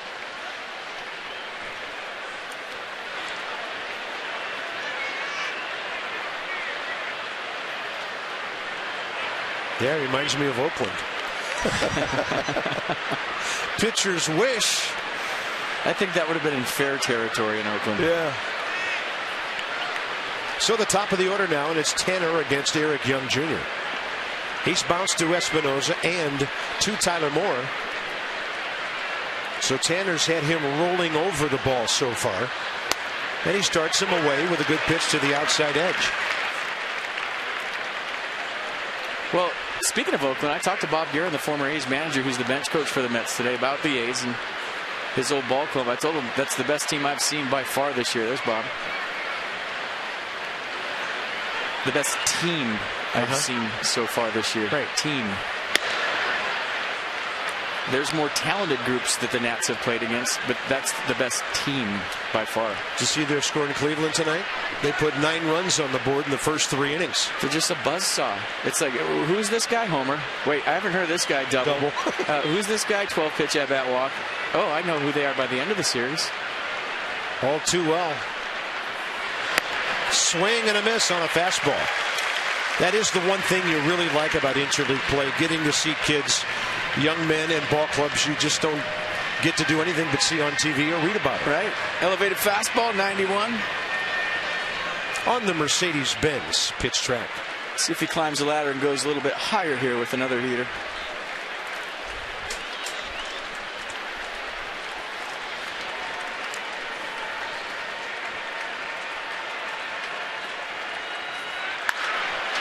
And that ball hit out to left. Hairston, a late break, and it's over his head. Eric Young got a better piece of that one than Scott Hairston thought he did, and the Mets have a second run.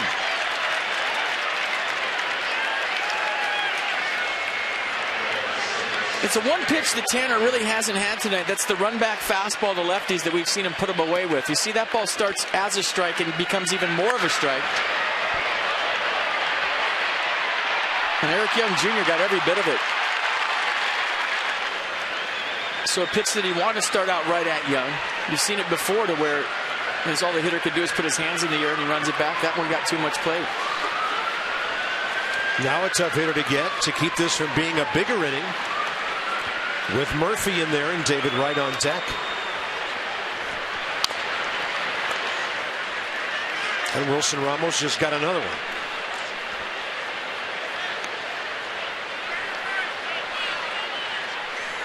Well, if his bobblehead was behind home plate tonight, it'd be broke already. Daniel Murphy hasn't had too many offers lately. Fly ball to left, ground ball to second tonight, but he's on a 7-game hitting streak. 10 for his last 30. And right now, he's the hottest New York hitter.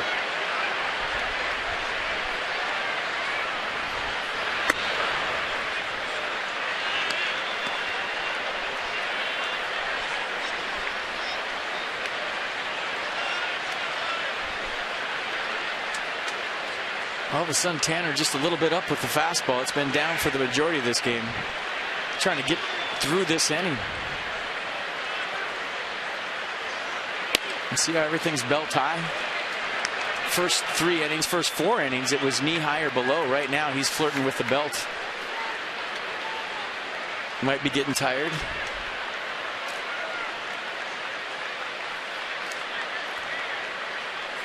Tough luck.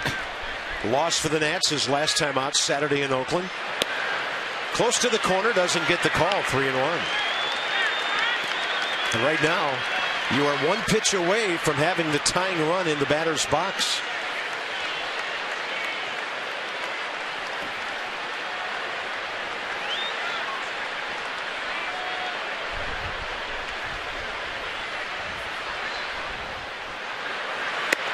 Not even close.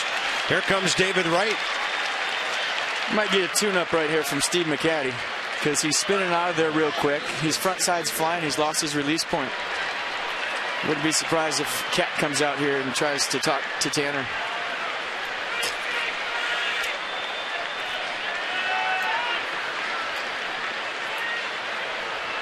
Yeah, almost as if the infield was expecting that to happen, with Desmond hanging around for a while and now Ramos out there.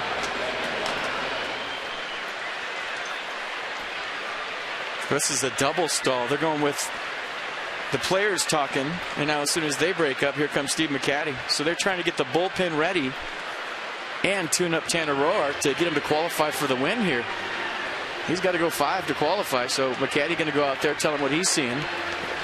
And the double stall is to get Ross Detweiler hot.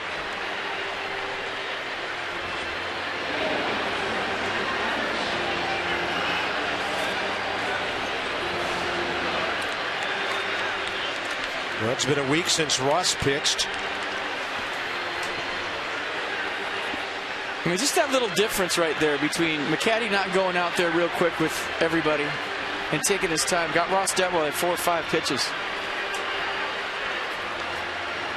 So part of the strategy of the game for maybe some of you fans that are new to watching the Nats, that was all about getting the left-hander a few more pitches in the bullpen.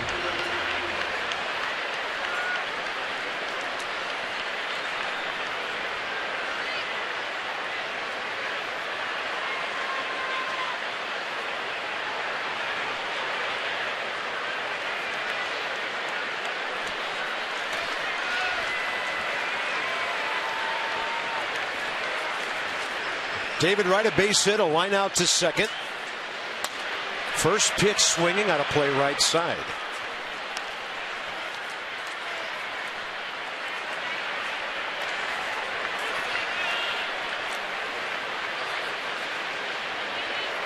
Pretty good vertical power zone there. And David Wright, always adept at hitting the ball hard the other way. It's a good miss. Down the zone to a corner.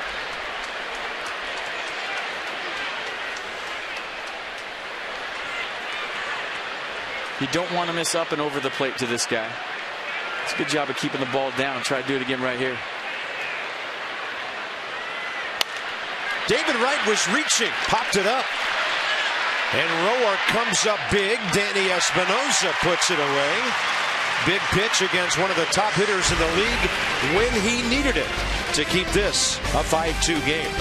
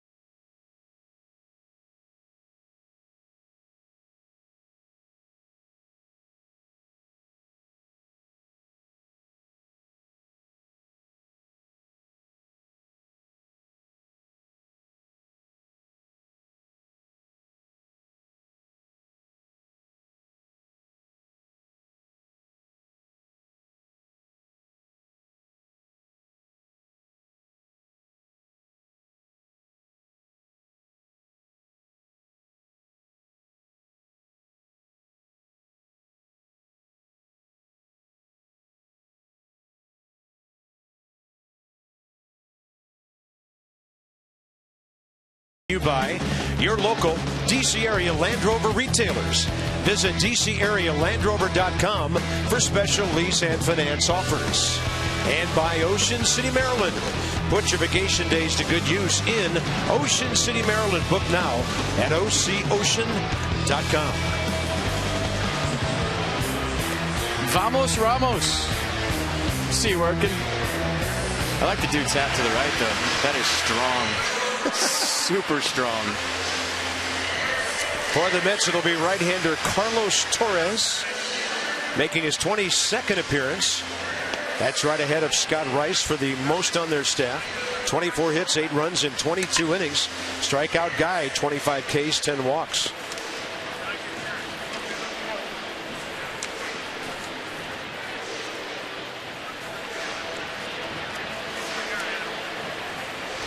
Couple of catchers talking it over. Did a nice job getting him through that inning.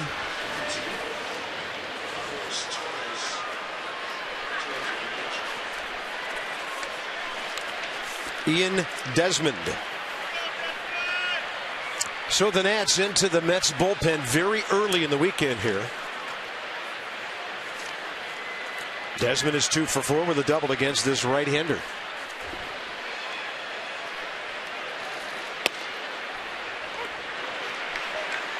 Yeah, two-seam fastball, 91-92. Cutter that he throws 55% of the time. Curveball change. Not too many change-ups, just 1%. There's the curve.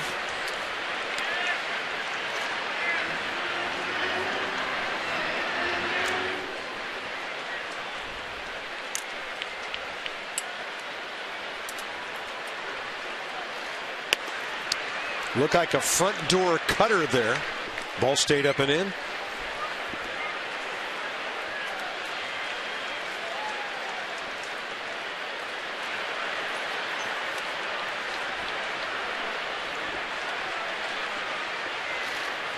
And that one was out over the plate. Ian Desmond a little late for him.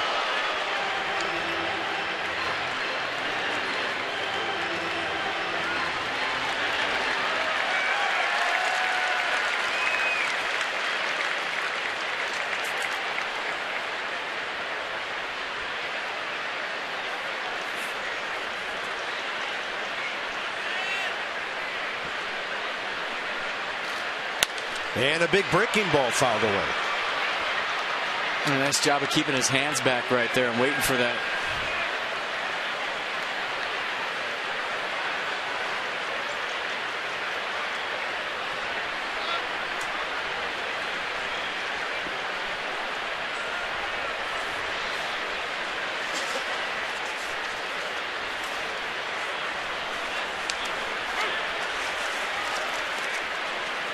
Braves have a second inning run at St. Louis.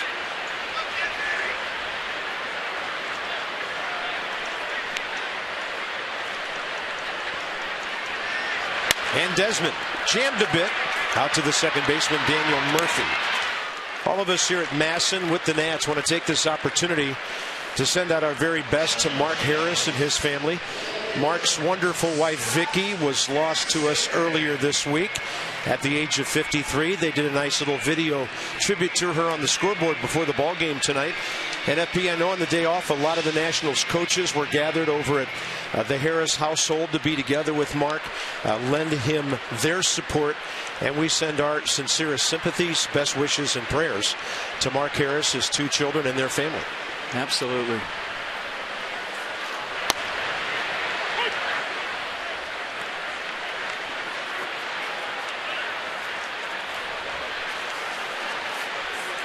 One out, bottom 5, and Scott Hairston, the hitter.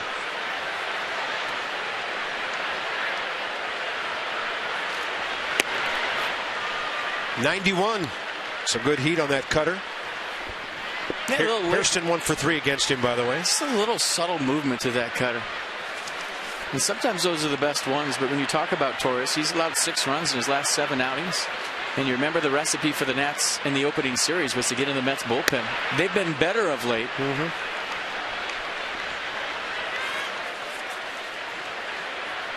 Mets bullpen ERA at 3.80. That is a whole lot better than the first week of the season. But they're without Bobby Parnell. And this one high in the air, right field. Bobby Abreu for the second out. All right, get your baseball equipment out, folks. The Nationals and Baseball Tomorrow Fun will once again team up to collect baseball equipment on Sunday, May 18th. Fans are encouraged to donate new and used baseballs, softballs, bats, batting gloves, catcher's equipment, youth batting helmets, and more outside the center field gate starting at 11 a.m. until the end of the third inning. Donations will benefit the Southern District Little League.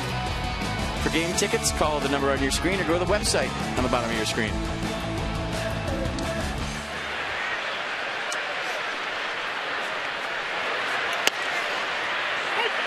Torres with that live arm of his coming front door on Tyler Moore. It's probably some used athletic equipment that we don't want you to donate, but all the other stuff, that's good stuff. Gloves. I love gloves. Bring gloves. Lots of gloves. And you should bring your glove to the yard when you come to the game anyways. And bring your left field glove, because that's the best one. You never know who's watching when you're using it at 3 in the afternoon. That's right. And a fastball up to Tyler Moore, who against this right-handed pitcher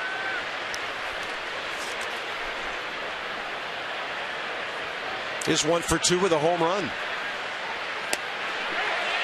There it is, right in the outside corner, cutting away from the Nats first baseman. First 1-2-3 inning by a Mets pitcher tonight. 5-2 after 5.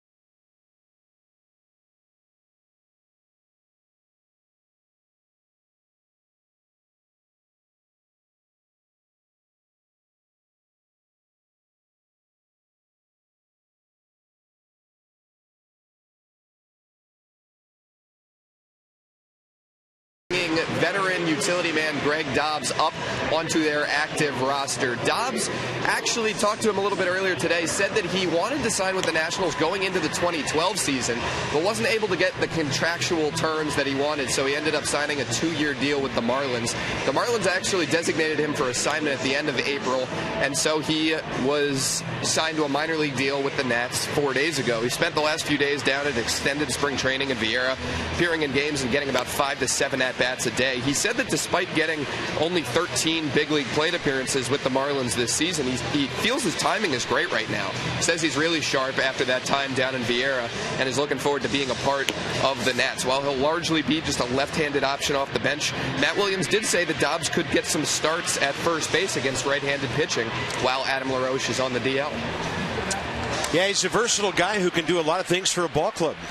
Greg Dobbs, good to have him. Nate McLouth will bat ninth and play left field on the double switch. That brings Ross Detweiler into the game. As I mentioned, Ross hasn't pitched in a week. And this is a great opportunity for him because FP rarely lately has he been able to pitch in a game that was still up for grabs or the Nats had a lead. So this is good for him. Well, it's the first time he's been in a game with a lead less than 5 runs. 3 times he's been in the game with the lead, but they've all been 5 runs or more. So Matt Williams showing confidence in his left-hander right here. And getting back to Greg Dobbs, great get by Mike Rizzo. Guys like that don't need timing. His swing is so simple. That's how pinch hitters stay around the game. They have low maintenance swings, and he has one of the lowest maintenance swings in baseball, meaning there's not a lot to it. Up the middle, that's where Ian Desmond's playing. Scampers over to it, throws out the speedy Curtis Granderson. 6th inning underway.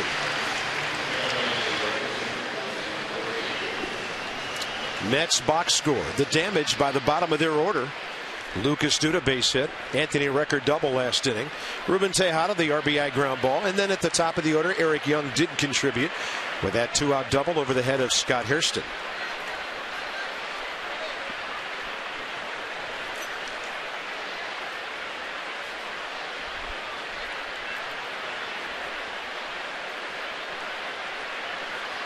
Bobby Abreu, a walk and a strikeout. And a base hit.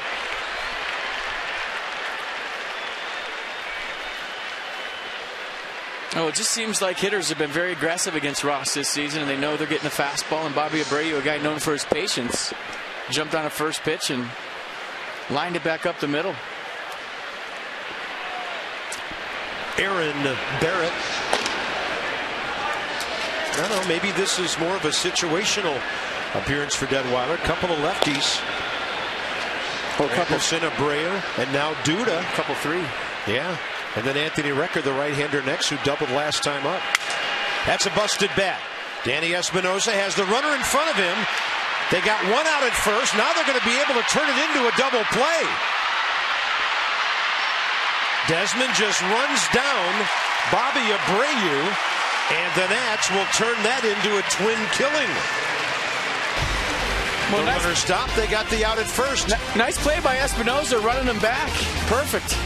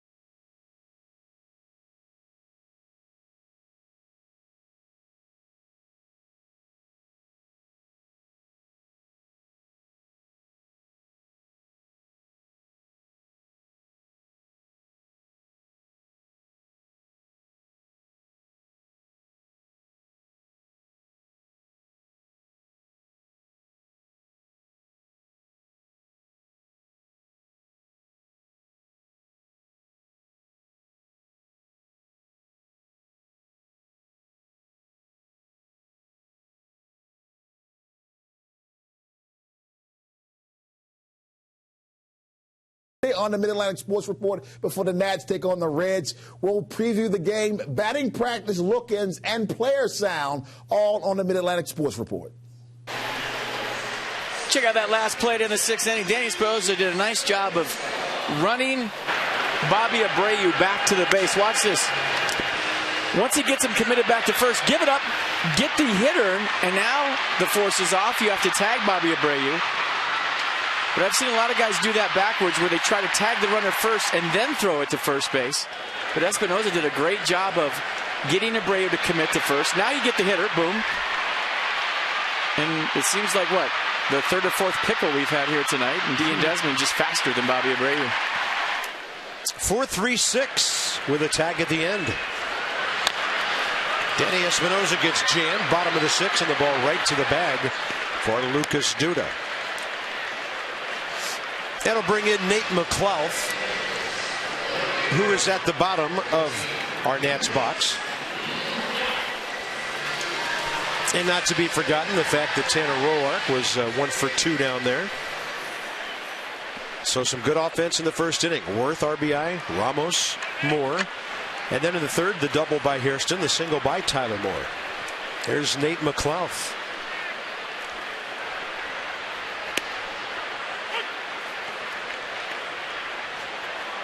One career plate appearance against Carlos Torres, and it was a walk.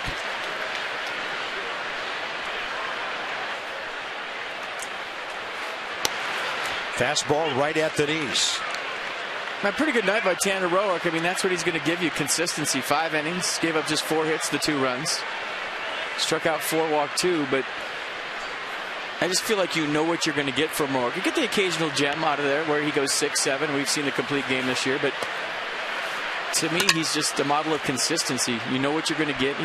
You know you're going to get some ground balls on defense. He's going to pound the zone and work fast. Did a nice job of mixing it up tonight, and I thought his changeup was the best I've seen all year.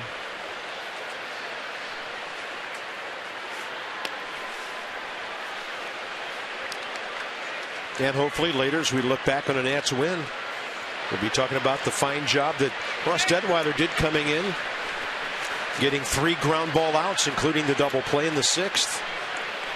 Well, now Matt Williams got it set up for Storm Clippard and his closer, Soriano. And a ball straight up off the bat of McLouth. Wrecker threw his mask right over to the feet of David Wright. The Peanuts are back at home in Woodbridge May 20th with a midweek series against the Lynchburg Hillcats. You do not, folks, want to miss the Lynchburg Hillcats. This team is amazing. There are plenty of promotions at the Fitz, including 2 for Tuesday. I'll be there. Belly Buster night. Carp will be there for that. Thursday cheers. So come down and see the future Washington Nationals all summer long. Go to peanuts.com and call the number that was just on your screen. Drew Storen for the 7th. Mets will have the bottom 3 in their order due up. Wrecker, Tejada, then a pinch hitter.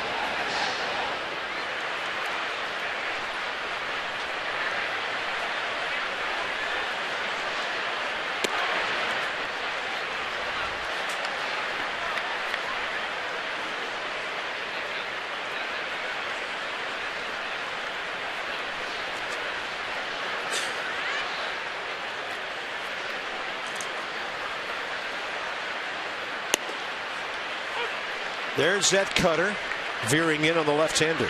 Span tonight, a base hit, a walk. He has struck out. Like sitting off Torres.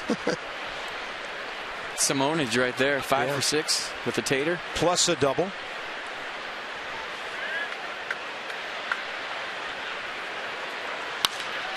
How about 6 for 7?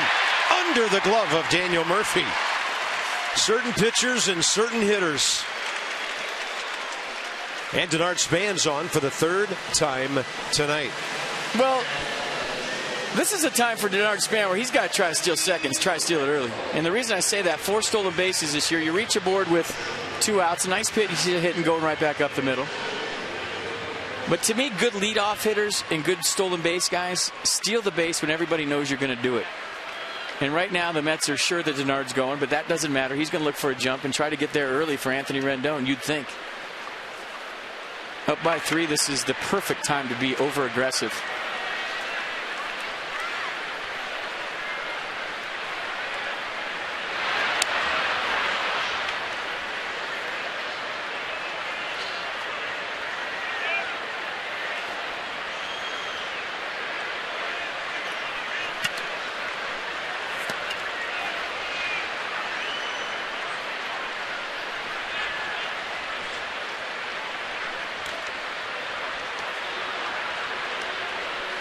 And the reason I say early in the count, it gives the hitter the whole at-bat to drive you in should you steal second. See, so many guys try to steal second with 2 strikes and 2 outs, and for me, that's too late. Get there early in the count and give the hitter time to drive you in. He's holding. Slide step. Yeah, pitch inside, ball 1.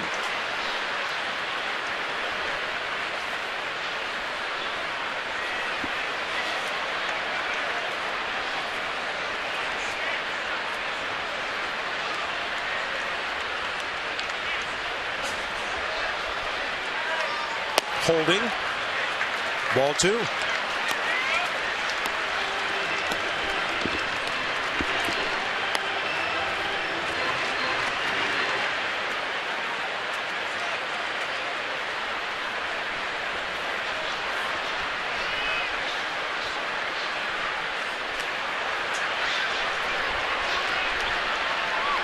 Well, at the very least, the presence of Denard Span at first base has gotten Anthony Rendon a 2-0 count. Torres worried about him.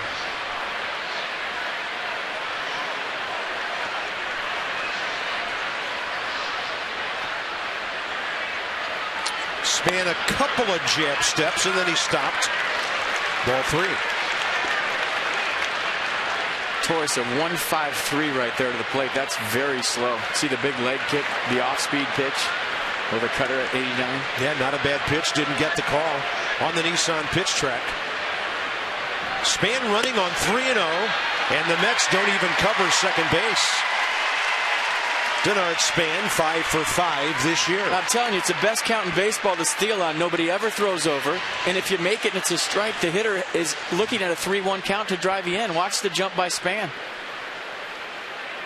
I mean, you get away with about 3 or 4 of those before word spreads around the league that Span likes to steal 3-0. But that's a smart move right there by Denard. Talk about it all the time. It's the best count to run. Rendon can't catch up with 90 up in the zone a bit.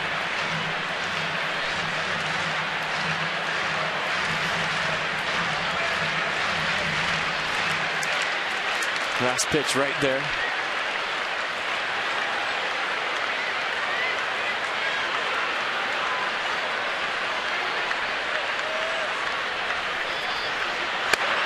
And he will take what Torres gives him, and that's a 2-out walk with Jason Worth coming in. Good at bat. Keep the line moving for the guy with the magic wand. Jason Worth 2 hits so far in this game. The last one was beautiful. Yeah, including a little piece of magic in the center field last time on a pitch right off his shoe tops.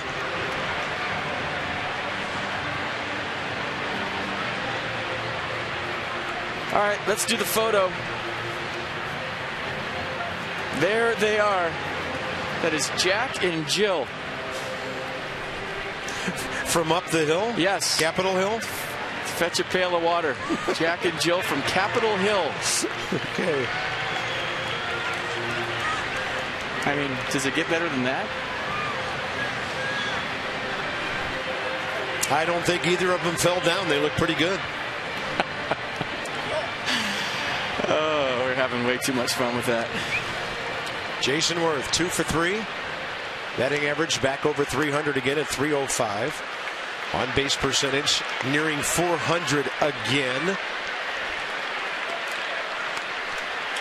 And against Carlos Torres, he's 1 for 4 with a home run and 2 walks.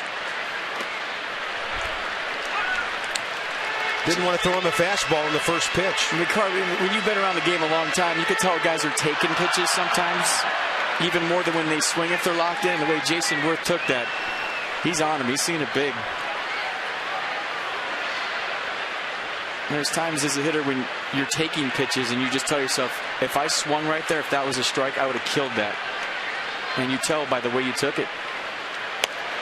There's that cutter in there at 88. Counts even 1-1.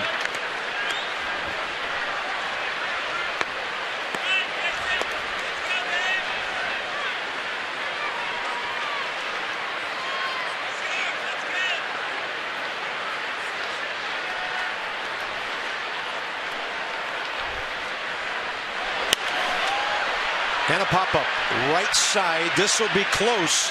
It's coming back, but not enough for the Mets. Strike 2.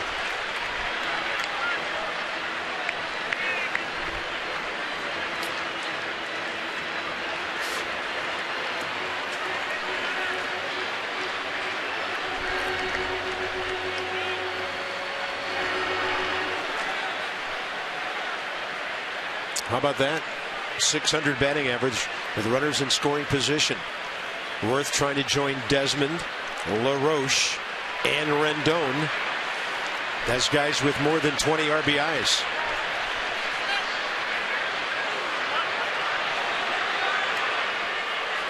See, with 2 outs and 2 strikes, if I'm a pitcher, I need to worry about getting the hitter out. If you want to steal third, go ahead, but I got to make a big pitch to a pretty good hitter right here. I want my focus to be where it needs to be, and that's on him.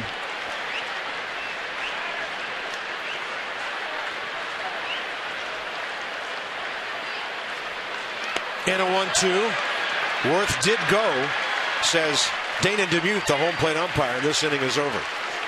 The Nats will strand a couple. They've left 7, but they've scored 5 and have a 3-run lead. Drew Storen on the way.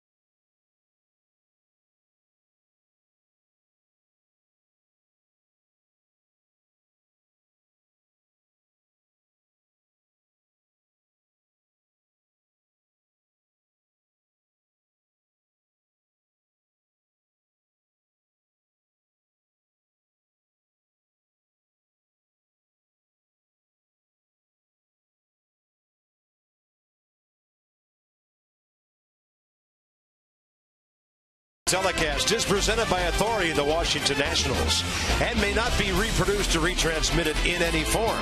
And the accounts and descriptions of this game may not be disseminated without the express written consent of the Washington Nationals. 5-2 ball game, top 7. Drew Storen on for the Nationals. Bob and FP have talked about how Storen's changeup has been improved this season. Part of the reason for that is that Storen took part in a weighted ball throwing program this offseason where you progress through a series of weighted balls as you're warming up. You don't actually release the ball, but you hold on to it through the throwing motion. It helps build up arm strength and decrease stress on the elbow and shoulder. But Storen also feels that it actually improved his changeup because it reinforced that he should hold on to the ball a little longer and get more extension on the pitch. He's really feeling it come off his fingers. He's getting extended when he throws that changeup, and he feels that that's been a part of why his changeup has really come a long way and improved this season. Can't argue with the results right now, Dan. Drew Storen, a 1.46 ERA, 14 strikeouts in 12 and a third innings. An opponent's only hitting a .143 against him. Anthony Recker's first. Doesn't hurt when you've got 93 to complement that changeup. That's the four-seamer at 93. He'll two-seam that in the low to mid-90s too. Get me over slider, put me away slider, and then the changeup to me has been as good as anybody's. Anthony Recker 1 for 2 with a double tonight. A run scored. He's 0 for 1 career against Drew Storen. There's the breaking ball, a beauty at 82. Let's go inside the numbers with Jeep. Relief ERA. And the Nats. This is all of baseball. Third best behind the Pods and the Giants. Apparently there's no bullpens in the American League. Yeah, man, facing that DH makes it a little tougher late in games, doesn't it? No kidding. Of course, really, when you think about it, what bullpen in the National League ever faces a pitcher late in a game anyway? They're being pinch hit for. But you don't have some of these monsters who get 4 DH at bats every game.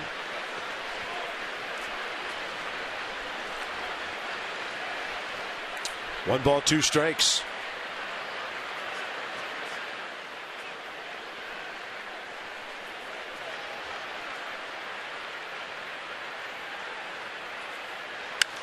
And Storen on a pitch up. Gives up a fly ball. Left field corner. Nate McLouth. Room. Fair. 1 out.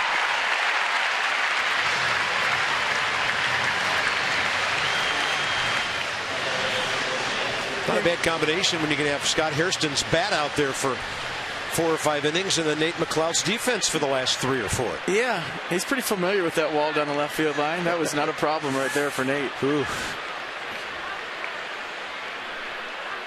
Jose Valverde.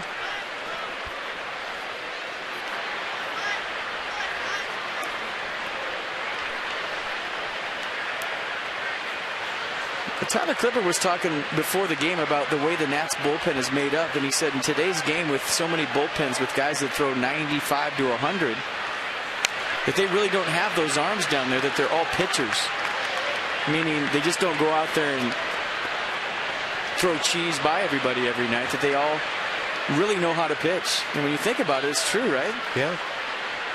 I mean, there's no 95s and 100s down there. Soriano's 88 to 91, occasional 92. Clippard's 92, 93. Barrett's 93, occasional 95, but he's not an upper 90s guy. He wants to get you out with that slider anyway. That ball hard hit. Ian Desmond to his left off the bat of Ruben Tejada, and 2 quick outs for Drew Storn after a quick 6th for Ian Desmond. Fans, you can follow every Nats game with MLB.com at bat on your favorite mobile phone or tablet.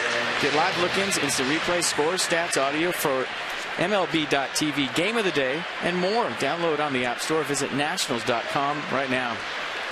And you're looking at 27-year-old Eric Campbell, recently called up after hitting .355 at AAA Las Vegas in 33 games. With an on-base percentage of .442. I know the ball carries out in the desert there at Cashman Field, but those are pretty good numbers.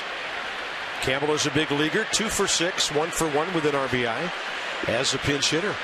He's from Norwich, Connecticut. Played at Boston College, where he was a second-team All-ACC guy and a co-captain on the Eagles baseball team. That's inside 2-0.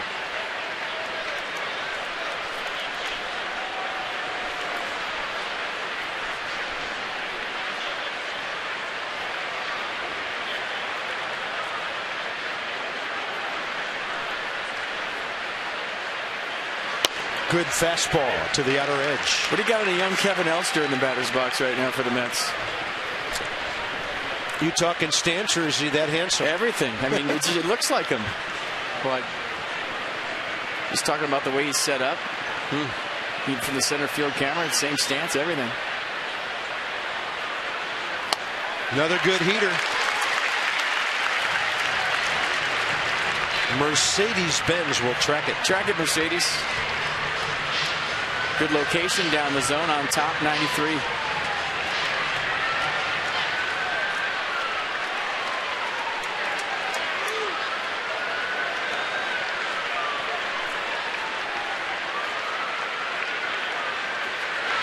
Goes with the slider. It's good take right there. That ball is a strike for a while.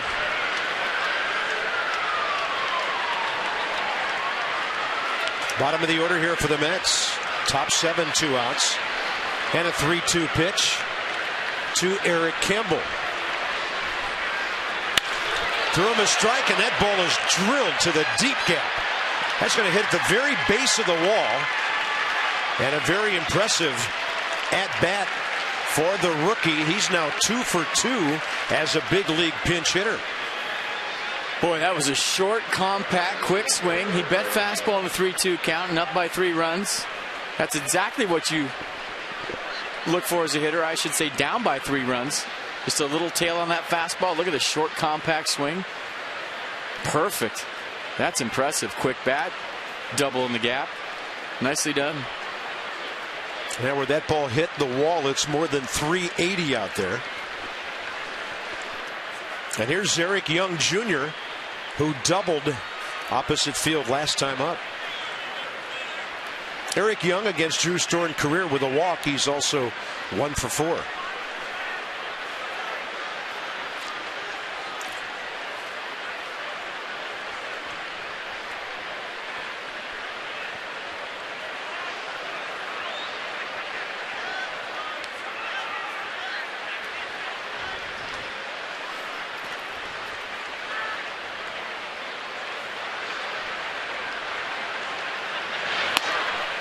87. There's the changeup. See, this is a situation where this late in the game where the bunt is not a bad play for Eric Young Jr. You're down by 3 runs. You got a guy with some pop on deck and Daniel Murphy, and you want to bring the tying run up there. Eric Young can fly, and he's a very good base hit bunter. Rendon mindful of that in the baseline between second and third, but not really in on the grass. Now he takes one step in. And that's a backdoor slider. Caught the outside edge, 0-2. Well, here's a slider, and Drew hasn't thrown the change yet, and it's set up for it right now. 0-2 count. He hasn't seen it. Hitter recognizes fastball and swings over the top. That's why it works right here. You could always set it up with the fastball in to get back to it, but I think it's open if he wants it.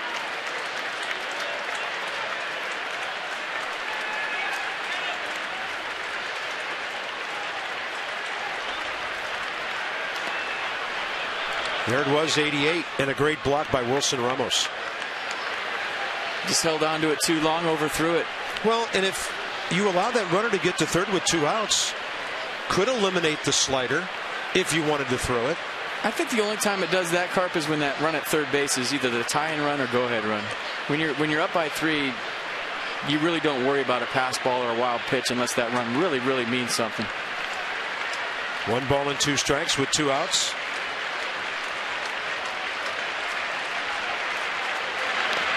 He throws the hook, blocked by Ramos. A killer slider ends the top of the 7th inning.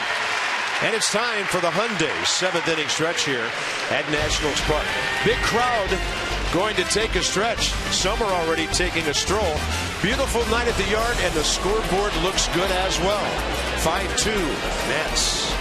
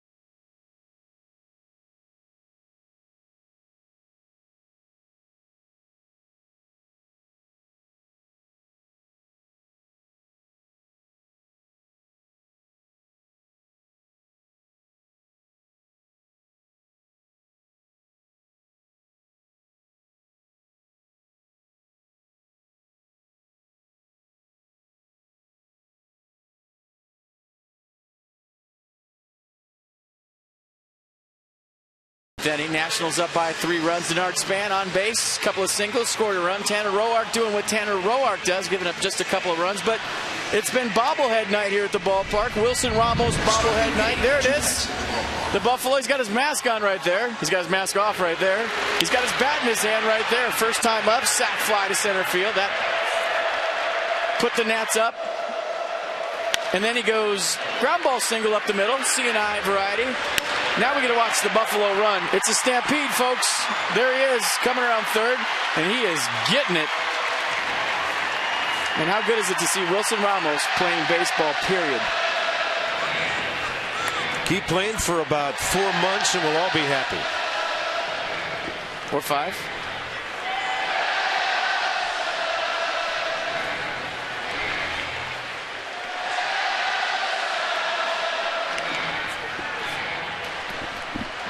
Jose Valverde. Nats have faced him already in New York this year. 36-year-old right-hander.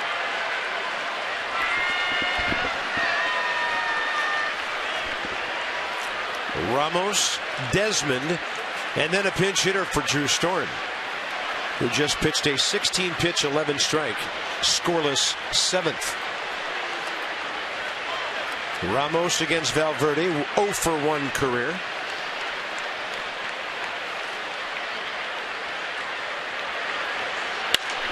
And a good sound on a shot to right center, and that thing was still taking off on Curtis Granderson. Yeah, it had extra gear, didn't it? Right at the end.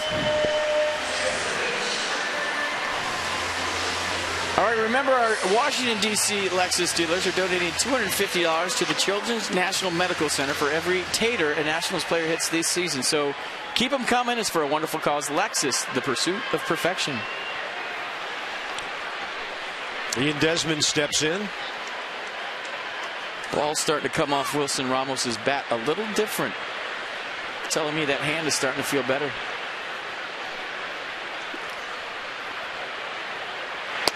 And Valverde so good at running that fastball to the outside corner. Well, Greg Dobbs awaiting his first appearance as an Nat. He's on deck to hit for Drew Storen.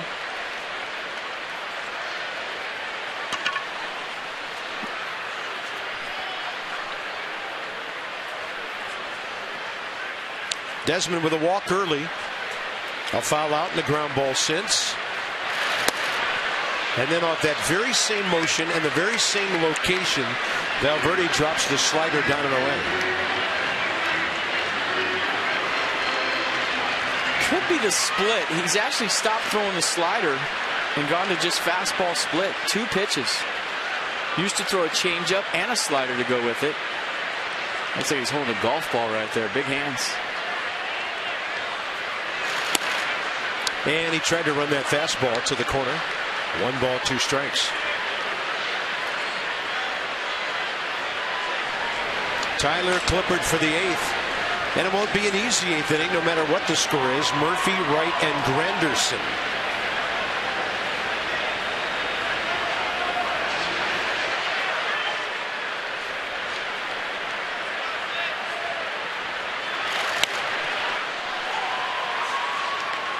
Well, you can see right when he takes it out of his glove, he pulls the ball out, and you can see that wide split grip right when he separates. I don't know if you can see that from the plate, but you can definitely see it from our angle as soon as he takes it out of his glove.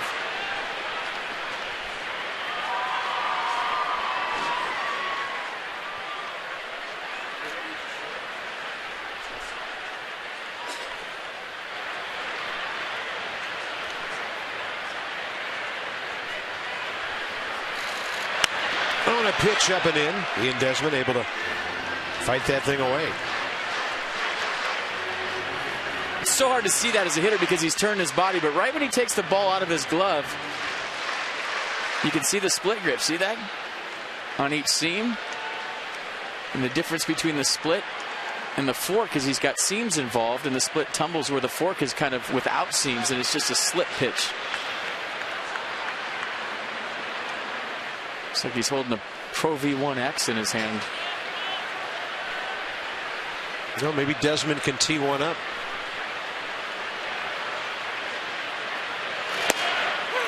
He's going to get the call on the fastball away. 2 outs. Nissan will track it. Well, it looked like it was a backdoor sinker, but did it come back and get the plate? Desmond thought it was off. Dana DeMuth didn't, and Dana is all that matters. I like what Ian did right there, and it's a great tip for maybe the more advanced players. When you're up by 3 runs, don't argue a call, because your team is winning, and that's all that matters, and you never want to upset an umpire to where your pitcher is going to pay the price for it the next inning. You're ahead. You didn't agree with the call. Just go back to the dugout, grab your glove, and get some outs. So here's Greg Dobbs, #1 active pinch hitter in at-bats, hits, doubles, and RBIs. 56 career pinch hits, number 12 all time. And he lines one to center on the first pitch he sees as a Washington National. The career pinch hit number 57. That's impressive. Best sign ever by Mike Rizzo right there. Dobbs is a smart guy, too. He has a sociology degree from the University of Oklahoma, where he hit .438 as a collegian. Had 104 hits there. He's just a professional hitter. And one of the things that Matt Williams said today up here I thought was very interesting. His familiarity with the National League East, having played for the Phillies and the Marlins. Well, that, and like we were talking about after Dan's report on him, a low-maintenance swing. Pinch hitters like him stay around because they don't need a lot of at-bats to keep their swing right. Their swing is simple, and we saw it right there. Veteran at-bat, first pitch fastball, he was on it. And a lot of guys, like the guy in the batter's box right now, Tyler Moore, have trouble pinch hitting because they're rhythm guys. They need the at-bats. They need the games played under their belt. And if they don't get up, they go up there and they're lost. Greg Dobbs is the opposite. He can just roll out of bed, not play for 2 weeks, and put the barrel of the baseball. That's why Mike Rizzo got him. Yeah, he told me he got as many at-bats down in Vieira as he could. The Marlins designated him for assignment. They couldn't trade him. Then they put him on waivers. He cleared waivers. Then they released him, so he was able to go anywhere he wanted to. And he told me he's had his eye on Washington for a while. As we mentioned earlier, they did talk, but Dobbs wanted a 2-year deal a couple of years ago. The Nats weren't willing to go to. He went to Miami, and now here he is. Tyler Moore, 1 for 3, pair of RBIs tonight.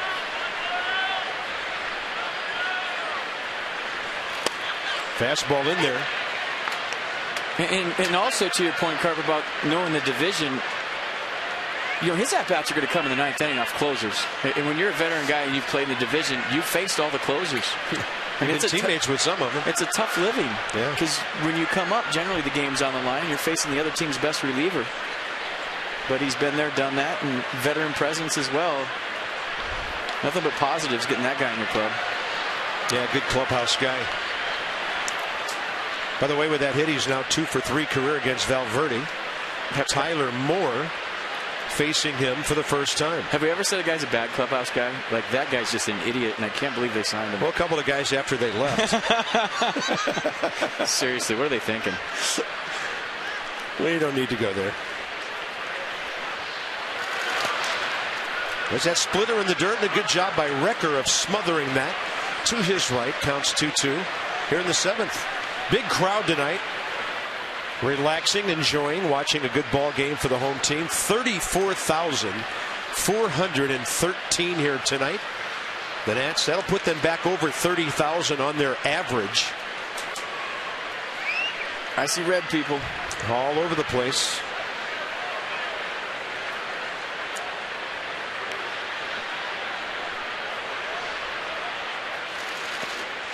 Tyler Moore not biting, and Dobbs gets a good secondary lead. He'll sneak down to second base. That'll turn that into a wild pitch. Well, it's just a veteran guy, and we talk about knowing relievers. 2-2 counts a split count. If you don't get the steal sign, what do you look for as a hitter? You look for a ball in the dirt. Watch Greg Dobbs anticipate right there. As soon as he sees it, he's off. That's not because it surprised him. He was thinking, probably going to throw a split. Good chance split's going to be in the dirt. I'm looking for it. It's heads up.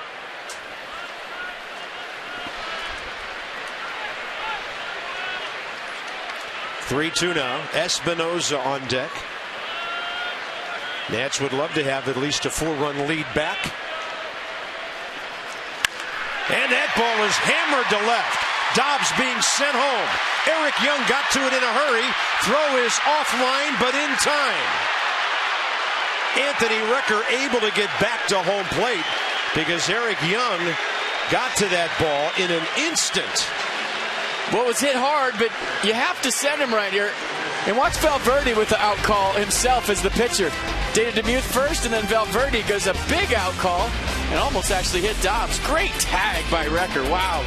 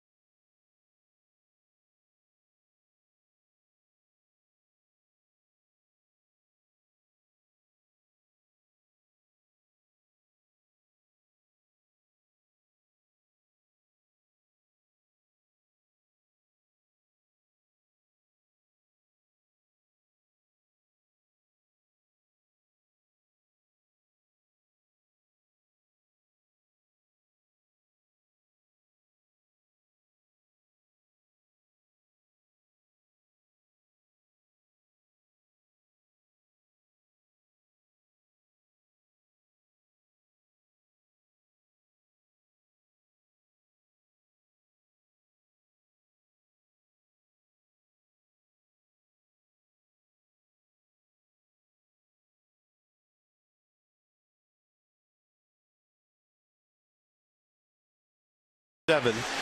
And of course, pitching is the name of the game for nearly every ball game during the regular season. But when you can score early, it just kind of lifts the lid right off of that pressure cooker.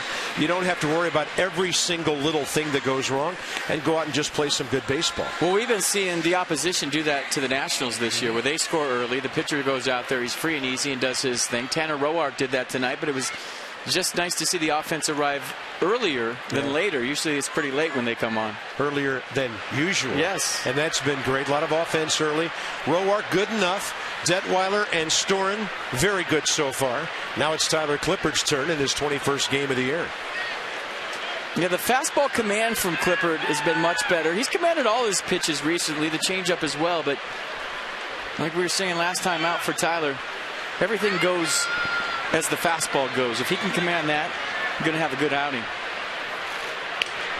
And a hard bunt, foul by Daniel Murphy, who is 2 for 9 career with a home run against Tyler Clippard.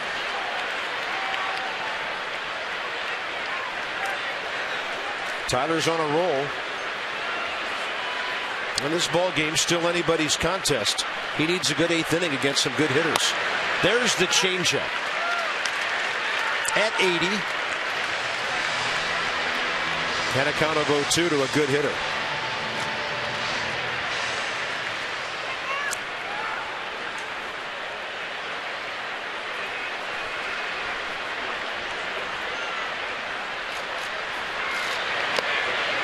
Brings out that breaking ball.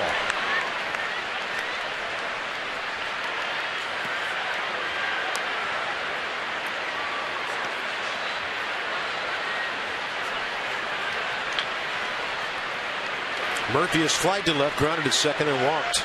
10-game hitting streak on, rather 7-game hitting streak with 10 hits on the line, and the fastball sails upstairs, 2-2.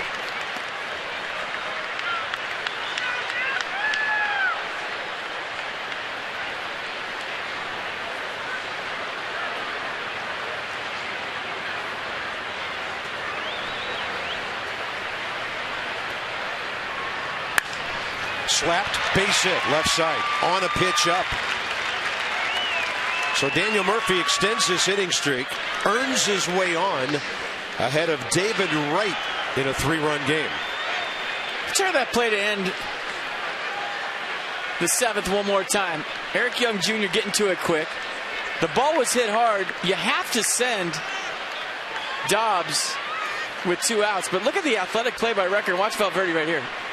Play an umpire too. Pretty good slide by Dobbs to try to avoid the play at home, and then Valverde decides he's going to be Dana DeMuth.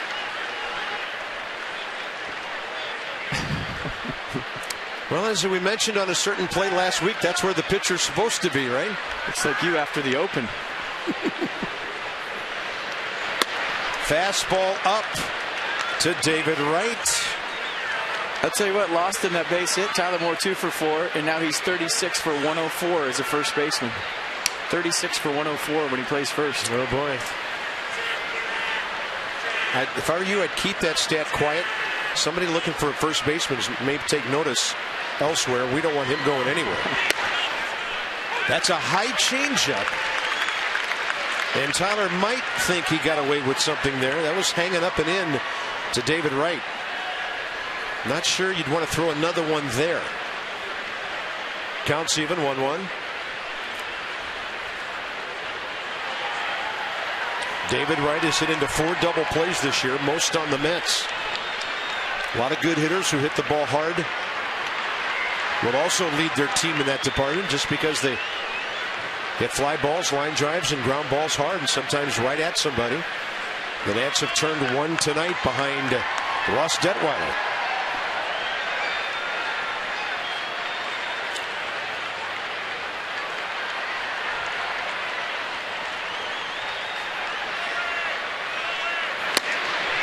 High gas at 92.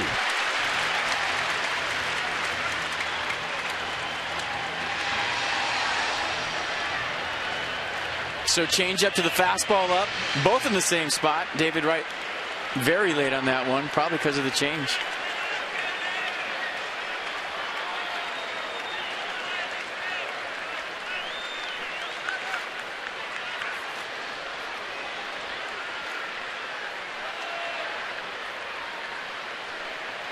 Swing and a miss. 92, and that one was away from David Wright, and he couldn't reach it. Big first out, 8th inning. This one looked like it might have had some cut to it at 92. Just a four-seam fastball up and away, and Wright late again. So just goes to show you as a hitter, when you have changeup on your mind, and you've seen it early in the count, I think David Wright was thinking changeup that whole at bat, late on 2 fastballs. David Wright now 6 for 19 career against Clippard. Curtis Granderson 0 for 1 with a walk.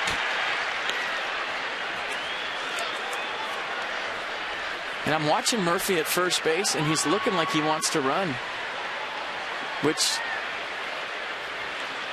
is fine, but down by 3 runs, you better make it in the 8th inning.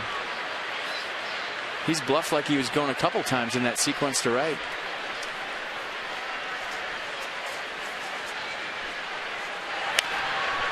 There's the changeup. Left-handed batter out ahead. Granderson 0 for 3 tonight. Strikeout first inning. Couple of ground balls.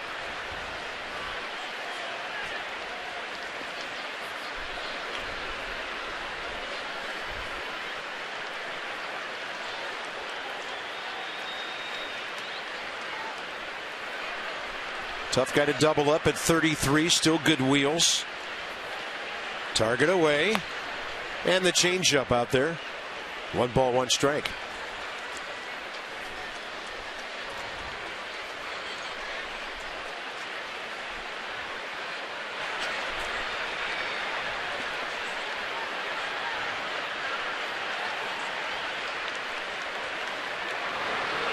Jerry Blevins. Bobby Abreu on deck. Swing, a foul tip into the mid of Ramos. 1 ball, 2 strikes. Well, he just says 91, 92, but it's got some jump tonight. Some late hop.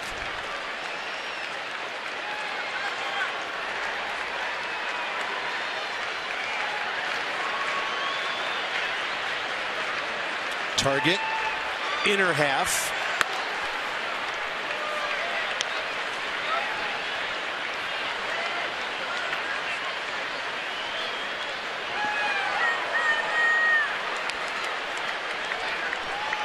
Nats on top, 5-2. Runner aboard Murphy. 1 out here in the 8th. Outfield around to the left a bit. And the changeup floats up and away, 3-2.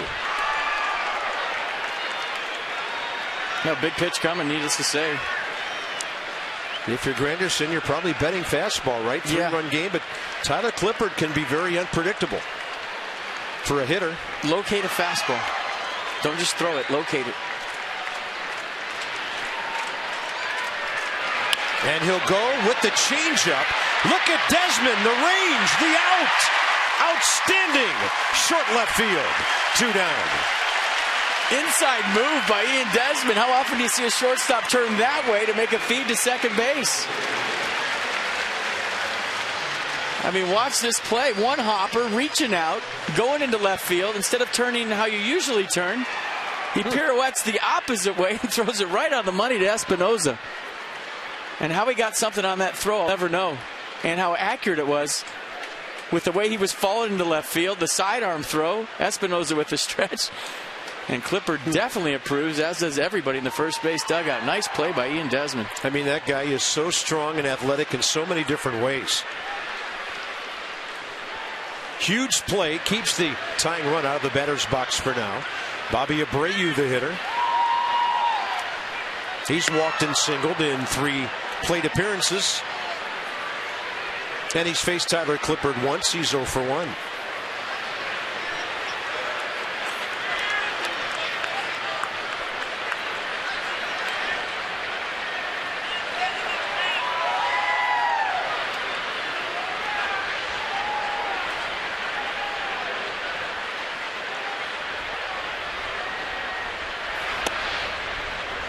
Long reach by Ramos, ball 2. Well, Clippard just spinning out of there right now. Doesn't have his release point. You saw the target that Wilson Ramos gave him. He was over-exaggerating the low pitch. And sometimes the best way to get to your release point again and to slow things down is just throw something slow, maybe even a curveball, so you get that feel of being out in front and on top. But right now, Clippard having trouble throwing strikes with his fastball. The off speed will slow him down.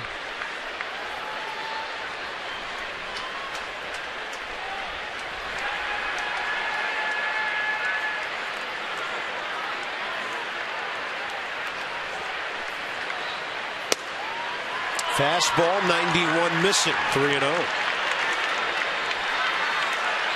Well, Lucas Duda's on deck. He's 0 for 8 career against Clippard. And a moment ago, the Nats had Jerry Blevins ready.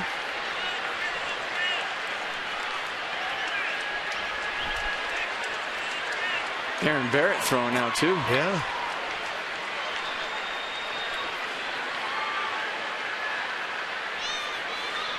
And Clippard misses by a pretty good margin in all 4 of those. Bobby Abreu on for the 3rd time. 2 on, 2 out. And the Desmond play looking huge right now. Steve McCaddy out for a visit. Well, you see what I'm seeing up here right now. You go tune him up. That's what he does. Was a little bit quick with the front side. So as we mentioned, Blevins has taken a seat. Aaron Barrett is up. Obviously, Clippard's going to stay in and face the left-hander Lucas Duda. Maybe when Granderson made that out, that kept the tying run out of the batter's box at that instant and bought Clippard another hitter or 2. Lucas Duda tonight 1 for 3. That was against, well, 1 for 2 against Tanner Roark, and then he hit that ground ball on which Ross Detweiler got the 4-3-6 tag double play. Well, Blevins was up for Duda, and Matt Williams, a big believer in his 8th inning guy, is his 8th inning guy. He said as much. So here we go. First pitch change up in there. And just one more time if you missed it, Lucas Duda career 0 for 8. 4 strikeouts, 2 walks, facing Tyler Clippard.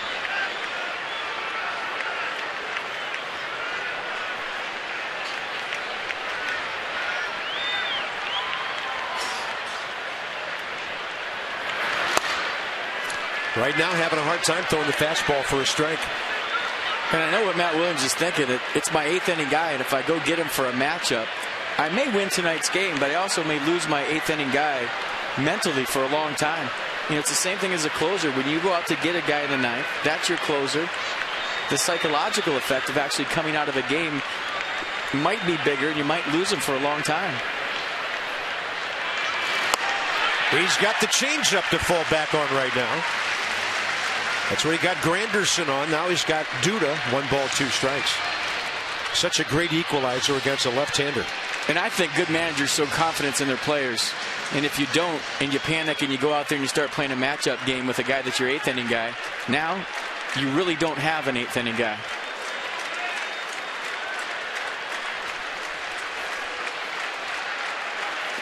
Throws him the slider. The Nats appeal, and Lance Barrett says no swing. 2 balls, 2 strikes.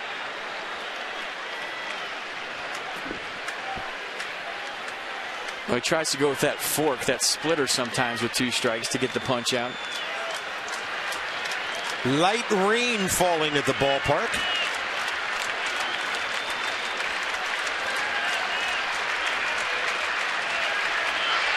And a 2-2 slapped out to center. Pretty well hit. Denard spin right there. Mets are done in the 8th. It took a while for Tyler Clippard, but now the Nats have at least a 3-run lead when the Mets come around in the 9th.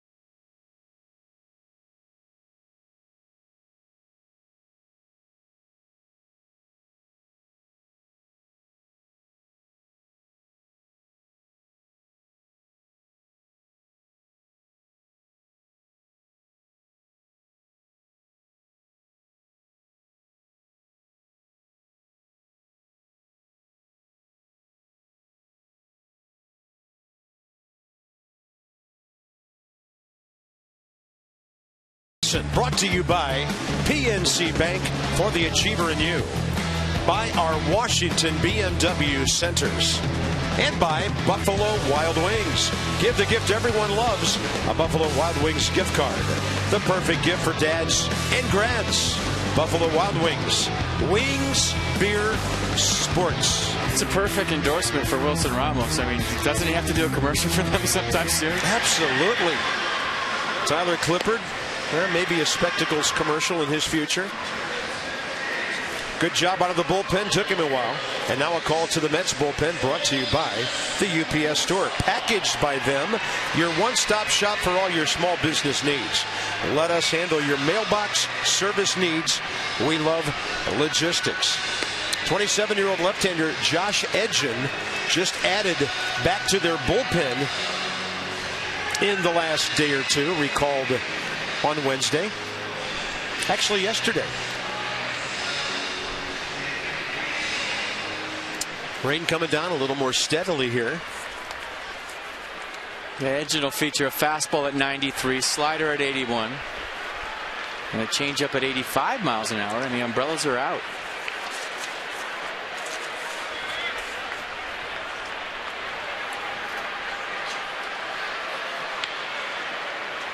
Danny Espinosa from the right side. Goes up hacking. Danny tonight 0 for 3. Batting average back down at 222.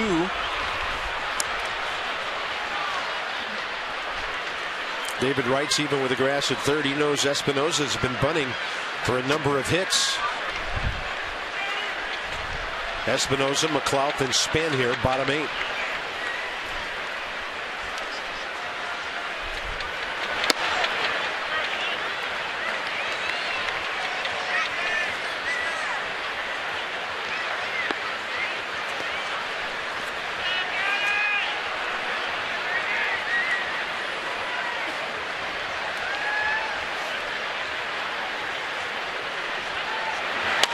Espinosa reaching to Hopper, to the pitcher.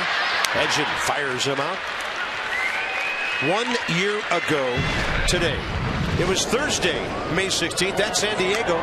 Steven Strasburg taking on the hometown Padres. And that night he would go 8 innings for the first time in his big league career. 2 runs on 3 hits, walked 3, struck out 4. So not a lot of strikeouts. Got a double play ball. 117 pitches, 68 strikes. And of course, later on last season, he would follow with that complete game against the Phillies. So a threshold on that night for Steven. And by the way, when he won that game, his record was 2-5.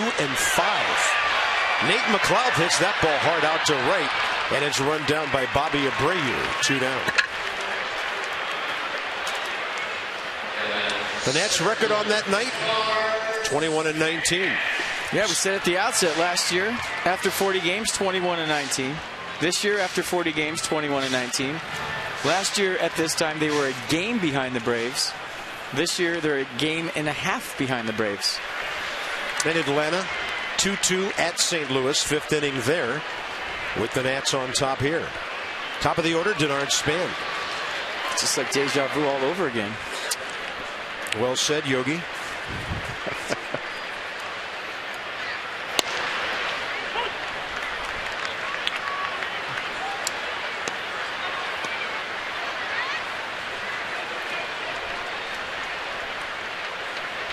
Denard, good night. 2 hits, steal, walk, a run scored. Huge key to this offense.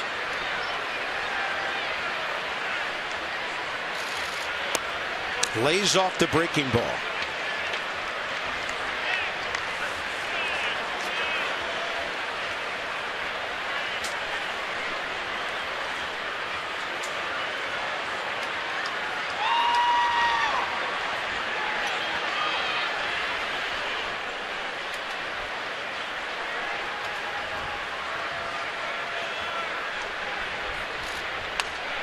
And Denard reaching out to stroke one foul against the former Ohio State Buckeye, who was drafted in the 50th round by the Braves out of high school in Pennsylvania.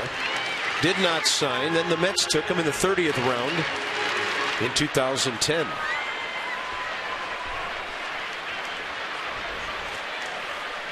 Rafael Soriano He'll be facing the bottom of the Mets order in the top of the ninth. Record, Tejada, and then to the bench for a pinch hitter. 1-2. Span hits it sharply. One hopper right at Ruben Tejada. It's a good swing.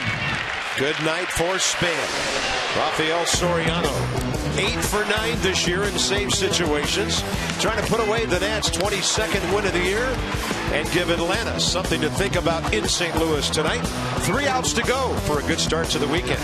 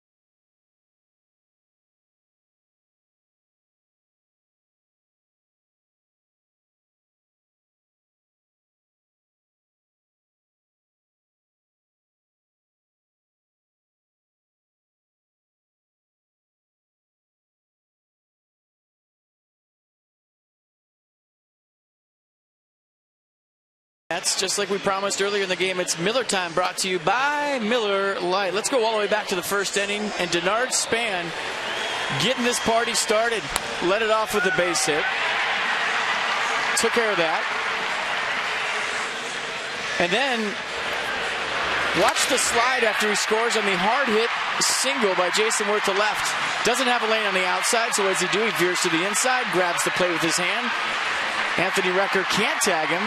And that got the Nats on the board with their first run of the night. The Nats 12-4 when Denard Span scores a run. So that was a good sign early. Now they need 3 outs.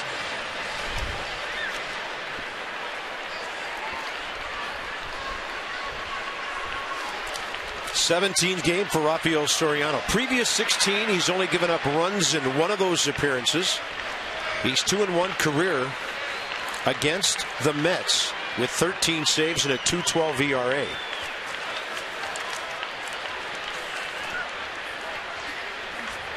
Anthony Recker faces him for the first time. Low and away. Look back at the mound like he caught a cleat or something.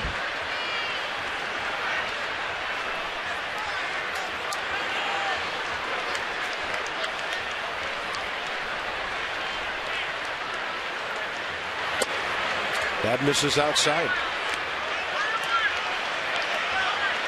Well, in a 3-run save opportunity, a lot of ball clubs will be taking a strike. So there's really no need with a 3-run lead to pitch to a corner until you throw strike one. You know, the other team's philosophy being that make them throw strikes. So a lot of times ball clubs across the board will take a strike until they represent the tying run. Some teams take a pitch, some teams take a strike, some teams just hack. It's manager's philosophy.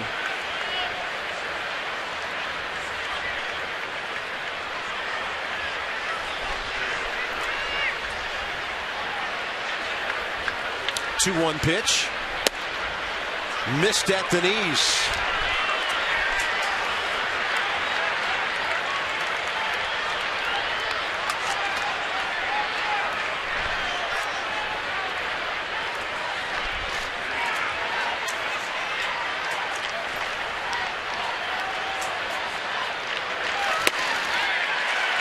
That gets it back full.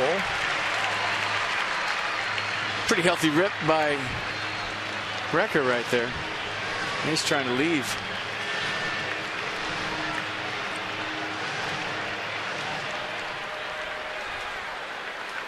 Remember last year it was Ian Desmond that hit the home run off record when he was pitching for the Mets in an emergency situation. Hit the glass in left field at Citi Field.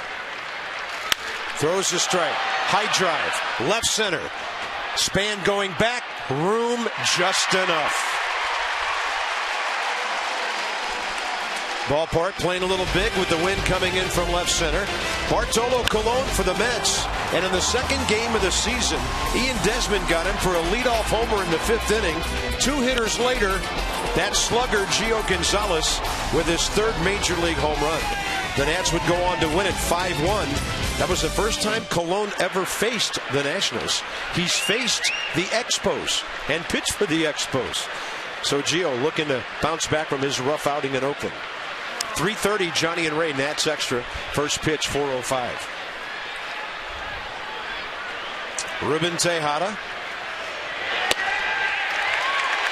against Soriano.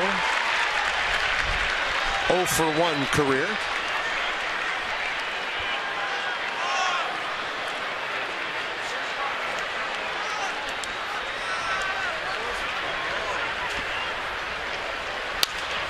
He's throwing strikes now.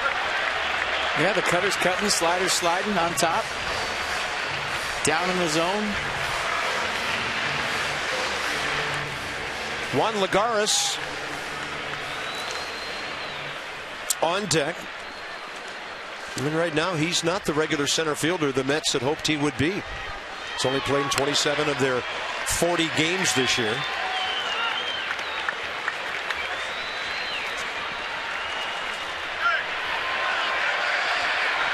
And we have somebody on the field. And he's running the bases. And we're not going to show him to you. So don't even think about it.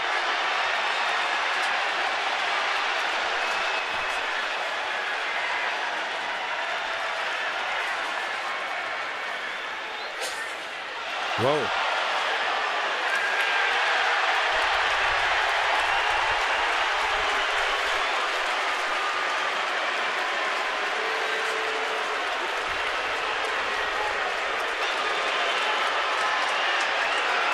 Well, security got him, and that's probably all I'm going to say about that. Boy, did they. Couple of guards to get off the field, and we'll be ready for play. I'll tell you what, from a player's standpoint, I've had that happen a few times, and you just don't know. You have no idea what that fan's intentions are. Fan came on the field in Milwaukee the other night, wanted to make contact with Derek Jeter. It's scary.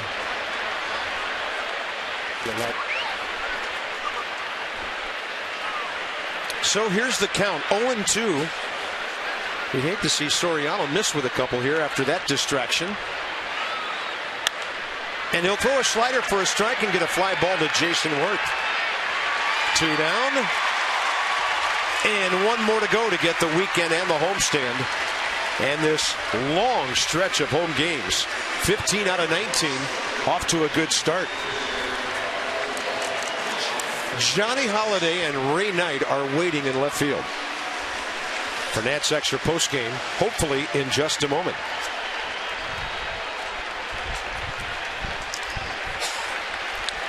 Juan Lagares, career against Rafael Soriano, 1 for 2. Fastball up and away.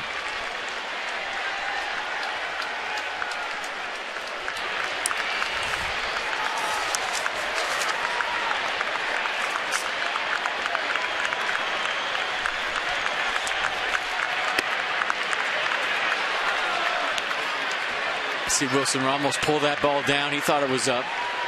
Didn't get the call. And Soriano going to take his time, get back in the strike zone right here. 5-2 Nats. They've out-hit the Mets 11-7.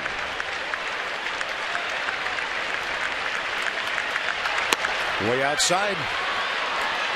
The thing you don't want is Daniel Murphy batting in this inning. He's in the hole right now with Eric Young Jr. on deck. You don't want to let that tying run get anywhere near the batter's box here.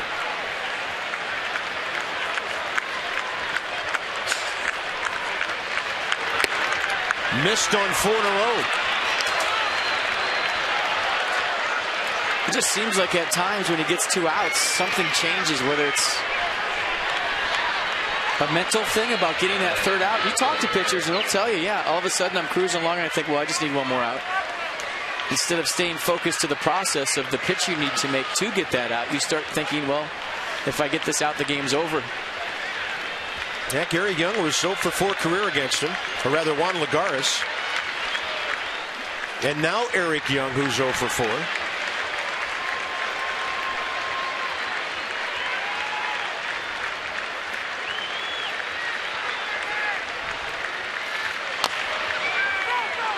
That Tapper hit him for a foul ball. It doesn't matter how you do it. It's just about getting the job done. And for the most part, Soriano has done that here as a National. But you wonder what the odds are in Vegas on a 1-2-3 save.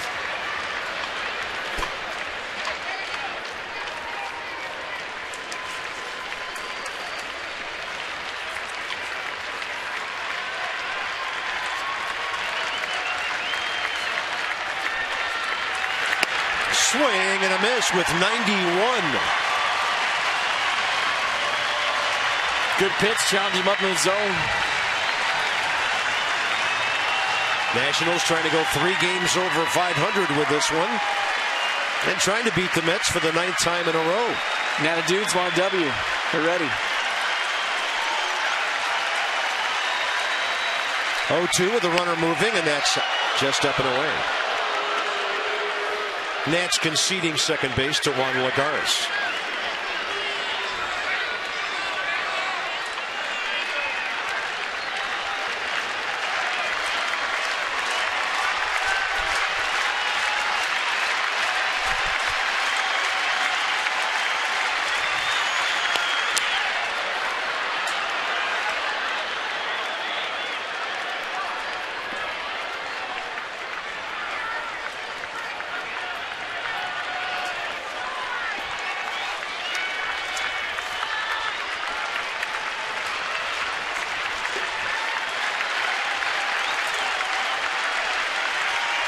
Two pitch.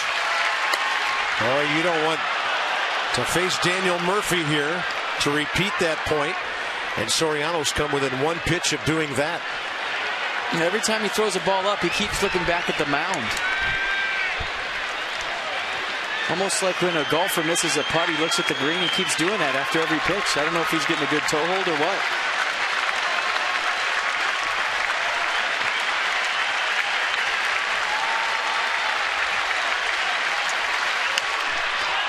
Close enough for Young to be hacking.